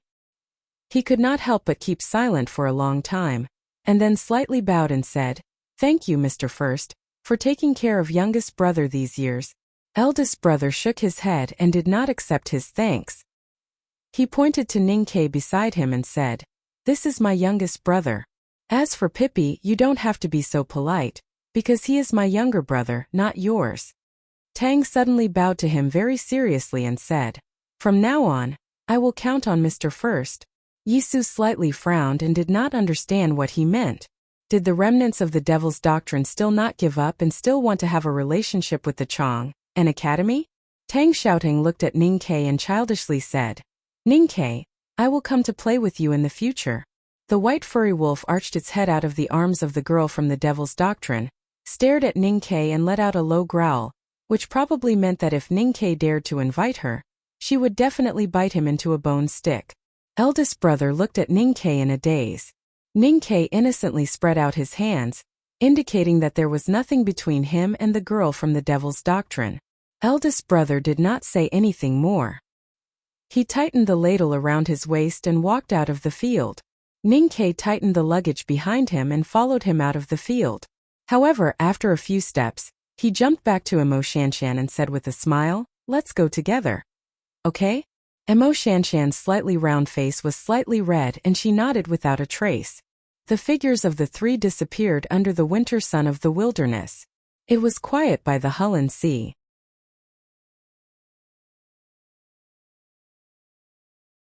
Tang looked into the distance and said, "He ranks first in the academy and never fights. No one dares to fight against him. I have always thought that there is a gap between us. But what if he is not good at fighting? It is a pity that no one dares to try." Yisu looked in the same direction as him and said, "I tried." Tang frowned slightly as if he did not expect this answer. He looked at him and said, "And the result?"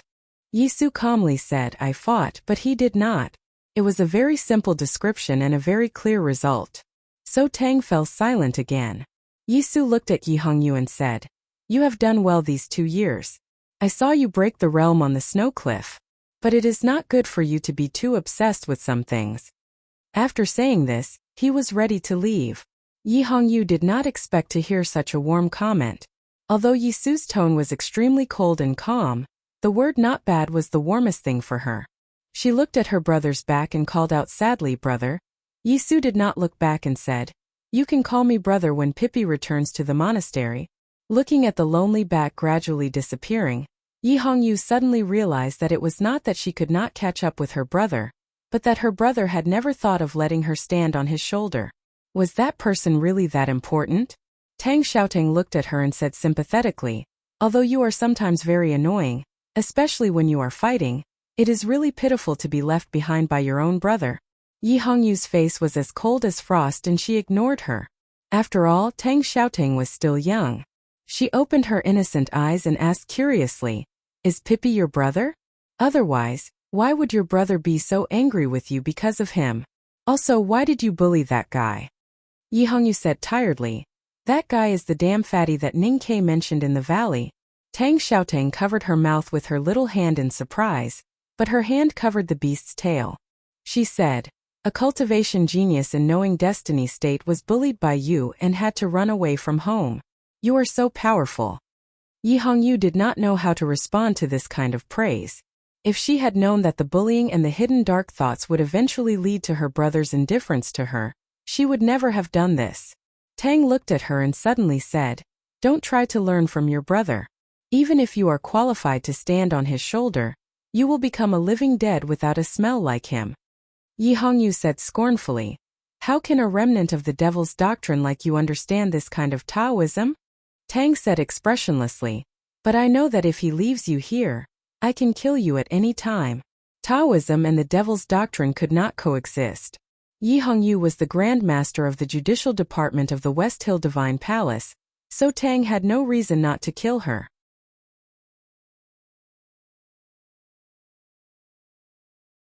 However, for some unknown reason, or perhaps because the girl watching Yisu's back was just an inconspicuous and pitiful little sister who had lost her brother, he just silently left with his sister.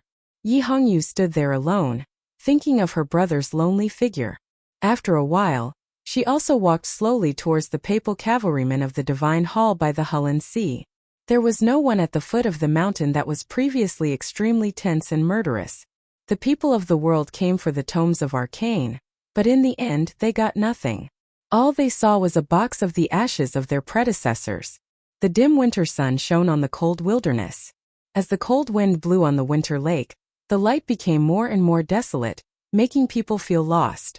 Parting was always bitter, but Ninkei did not feel this, because he was sitting beside a wilted poplar forest with eldest brother, warming himself by a fire. There were some dried potatoes dug out from the ground buried under the fire, and there was a faint aroma. A horse neighed in the distance, sounding extremely excited and joyful. Ninkei looked towards the source of the sound and saw the big black horse shaking its head like a madman beside the half-warm stream that was not completely frozen. Emo Shanshan was grooming the big black horse, and her entire head and face were wet because of the big black horse's disturbance. However, it was obvious that what she said outside the palace's tent was not all lies. She really liked Ning Kei's big black horse, so she was not angry. Instead, she giggled and showed a rare girlish expression. Eldest brother, you are really admirable. You actually found this silly horse in such a large wilderness, and even drove it all the way from the north to here. How can it listen to you? Ning Kei looked at the scholar beside the fire, and his eyes revealed an irrepressible expression of shock and admiration. Eldest brother took a thick piece of firewood and slowly stirred the fire. He explained gently, teacher raises an old yellow bull, and I often deal with it, so they probably think it is more trustworthy. Speaking of which, youngest brother, your big black horse is not bad. In the future, if that yellow bull returns to the back of the mountain to retire, it may be able to pull teacher's carriage. Ning Kei scratched his head and suddenly asked, eldest brother, you are a very great person. Although the two guys we met just now were not as great as you, they are also very great people. So there is a problem that I have been thinking about. Eldest brother looked up at him and asked curiously, what problem? How can people like Yi Su, the successor of Jishou Abbey, be so stubborn as to believe that the Ming hand scroll of the tomes of arcane is in the iron box?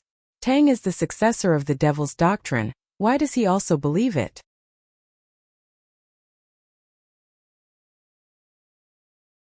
If people like them are sure that the Ming hand scroll of the tomes of arcane will definitely appear here, then why has no one found it? Ning Kei looked at eldest brother and asked seriously, where is the tomes of arcane? Running to the airport immediately. Tears in my eyes. The plane actually landed at Rainbow Bridge, but the hotel is in Zhangjiang. My comrade on the subway, I will be with you for a long time again. My comrade on dinner, I will not see you for a long time again. To be continued. If you like this work, please come to Qidian.com to vote for me. Your support is my greatest motivation.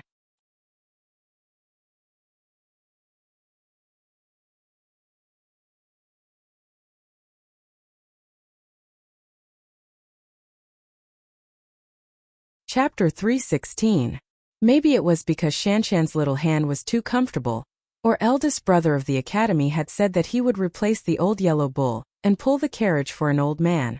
Anyway, the big black horse suddenly became stiff by the warm stream. Its four limbs were stuck in the gravel like a wooden horse. Ning Kei did not pay attention to the silly horse's movement. He just stared at eldest brother's eyes and waited for an answer with expectation and curiosity, even if it was just a guess. For this tome of arcane, he had traveled all the way from the frontier fortress of the north of Yan Kingdom. He had experienced many hardships and even the threat of death. It was really hard for him to accept that everyone had scattered after a fight, and no one mentioned the whereabouts of the tome of arcane again. Eldest brother thought for a while and said with a smile, since the great divine priest of revelation said that the tomes of arcane would appear in the wilderness, I think Yi Su would believe it and Tang wouldn't doubt it. As for why everyone was staring at the iron box, it was probably because Xiahou felt the aura in the iron box and firmly believed that the tomes of arcane were inside. He had paid such a high price and made such a determination for the tomes of arcane, so he wouldn't make a mistake in such an important judgment. Therefore, Yi Su and Tang also believed that the tomes of arcane were in the box. What did Xiahou feel that made him regard Master Lotus Ashes as the tome of arcane? Ning Kei frowned slightly and said, I can guess that there is a relationship between him and Lotus. What is their relationship? Eldest brother said, Xiahou is Lotus's disciple. Now it seems that you have a special encounter in the front gate of the Devil's Doctrine. I think you know what kind of person Senior Lotus is. Xiahou betrayed the Devil's Doctrine, and I'm afraid that Lotus will come back to him every night to make trouble. This is the so-called Heart Devil. Ning Kei was silent for a moment and suddenly said with emotion, Is there anything that you don't know, Senior Brother? Of course there are many. Even the headmaster of the academy admitted that there are many things that he did not understand, not to mention us disciples. Younger brother, you must know that no one in the world is born with knowledge. Speaking of this, eldest brother suddenly froze and looked at his face and laughed. Ning Kei did not notice the message hidden in eldest brother's expression. He said in distress, Senior brother, Why do I feel that the topic seems to have been diverted to the South Sea? Can you stop interrupting and tell me where the tome of arcane might be? Oh. Eldest brother and youngest brother of the academy had their first long talk beside the warm bonfire in the bitter cold wilderness. In Ninkei's memory, this long talk was very warm and peaceful, without any strangeness like when they first met.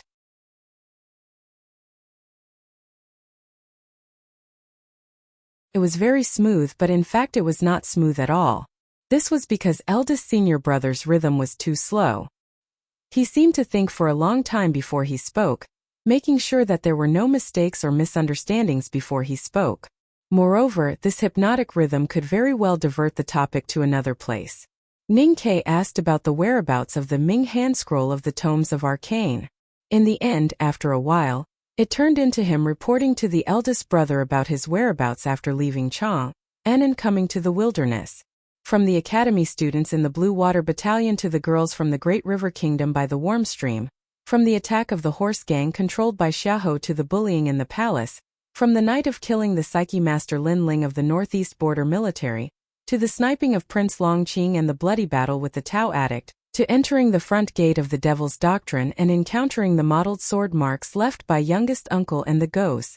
Like old monk among the bones and corpses, eldest brother maintained a calm expression throughout the narration. Even when he heard about the Howran sword style left by youngest uncle in the world, he only sighed with emotion. Only when he heard that Ninkei met Master Lotus in the front gate of the Devil's Doctrine did his expression change a little. Eldest brother looked at Ninkei sincerely and said, I didn't know that the confinement array made by youngest uncle's sword style was so powerful. Even the headmaster didn't know that Senior Lotus was still alive. If he knew, I wouldn't have dared to let you enter the front gate alone. I wanted to let you cultivate and sharpen your skills, but I didn't expect you to encounter so many dangers. Youngest brother, I'm really sorry. At this moment, Ninkei finally confirmed that this trip to the wilderness was arranged by the academy. The headmaster of the academy and eldest brother had indeed been secretly watching him. However, it was obvious that the seemingly omnipotent and omniscient teacher and eldest brother, who was so strong that no one dared to challenge by the bonfire, were not really omniscient. At least they didn't know that there was a Master Lotus hidden in the front gate of the Devil's Doctrine, who could draw out Xiahou's inner demons even if he was turned into ashes. Thinking of the dangerous encounter beside the pile of bones and the ghost-like old monk who lowered his head and gnawed on the girl's flesh, Ninkei couldn't help but burst into tears. He said with grief and anger, Eldest brother, you are too irresponsible. I'm sorry. I was busy picking up those things in the snow-capped peak and didn't expect it. Eldest brother lowered his head in shame and took out 4 black iron arrows from somewhere in his right hand and handed them over.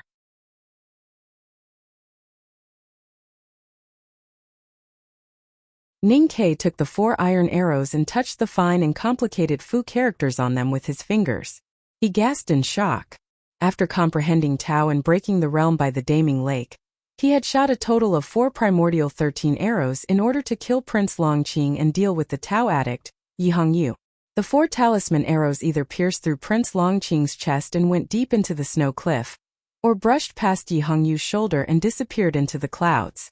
He had thought that he would never be able to find them again in this life. He felt regretful when he thought of the hard work of his senior brothers and sisters in the back mountain of the academy, but now they were all back in his hands.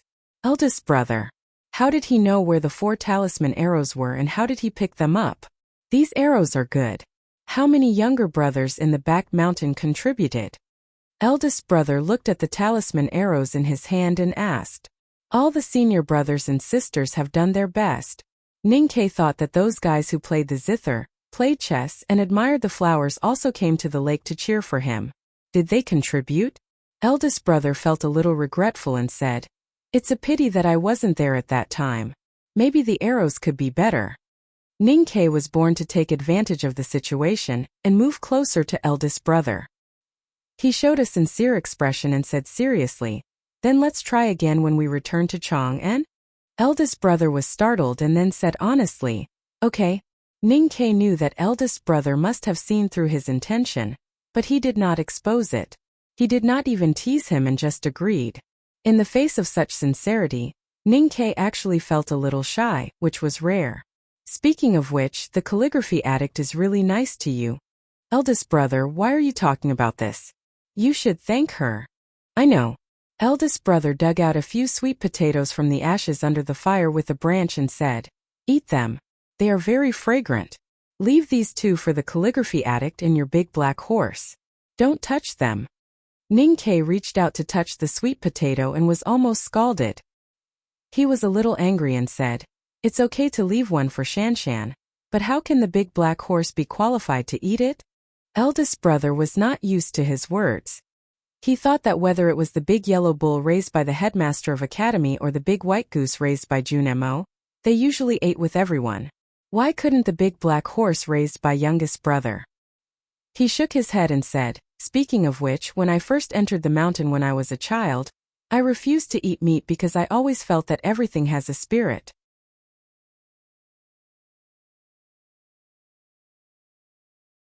Later, I was beaten by my teacher with a stick and saw the yellow bull eating meat, so I was forced to come here." Ninkei listened to eldest brother's long-winded memories while fighting with the hot sweet potato. He suddenly came to his senses and raised his head, shouting angrily, "Senior brother, why did you change the topic again?" Eldest brother looked at him blankly and asked, "What did I change the topic?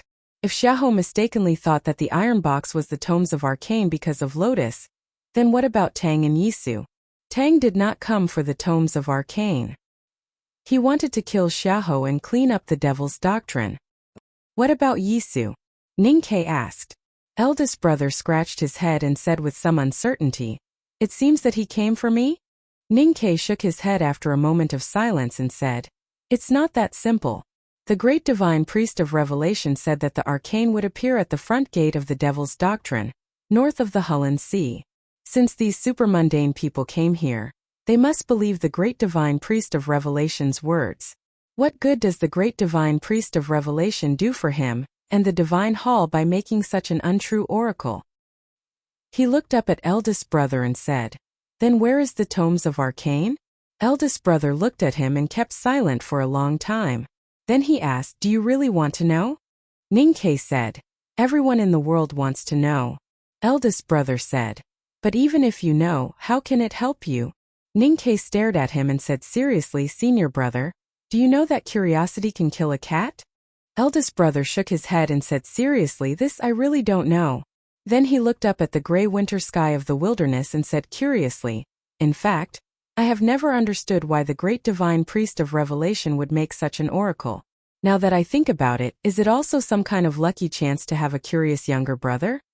After saying this, he took out the old book from his waist and handed it to Ningquebec. Ninkei took the old book in a daze and vaguely understood something, but he could not believe his own judgment at all. He looked down at the ordinary cover of the old book in his hand. After a long silence, he finally plucked up the courage to open the first page. His fingers were trembling because of nervousness and excitement, and the pages were flipped noisily. It was like the sound of water that once sounded by the pool on the mountainside of the snow-capped peak. This world did not know much about eldest brother of the academy. They only knew that the scholar in an old coat and shabby shoes always looked very clean no matter how much dust was on him. They only knew that the scholar was calm and happy. He loved to linger by the mountain stream and pool. He always had a water ladle tied to his waist. When he was thirsty, he would drink from it.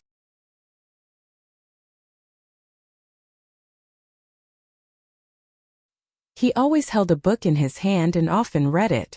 No one knew that the book in the scholar's hand was the Tomes of Arcane, the Ming handscroll of the Tomes of Arcane that had been lost in the wilderness for many years and had never appeared in the world.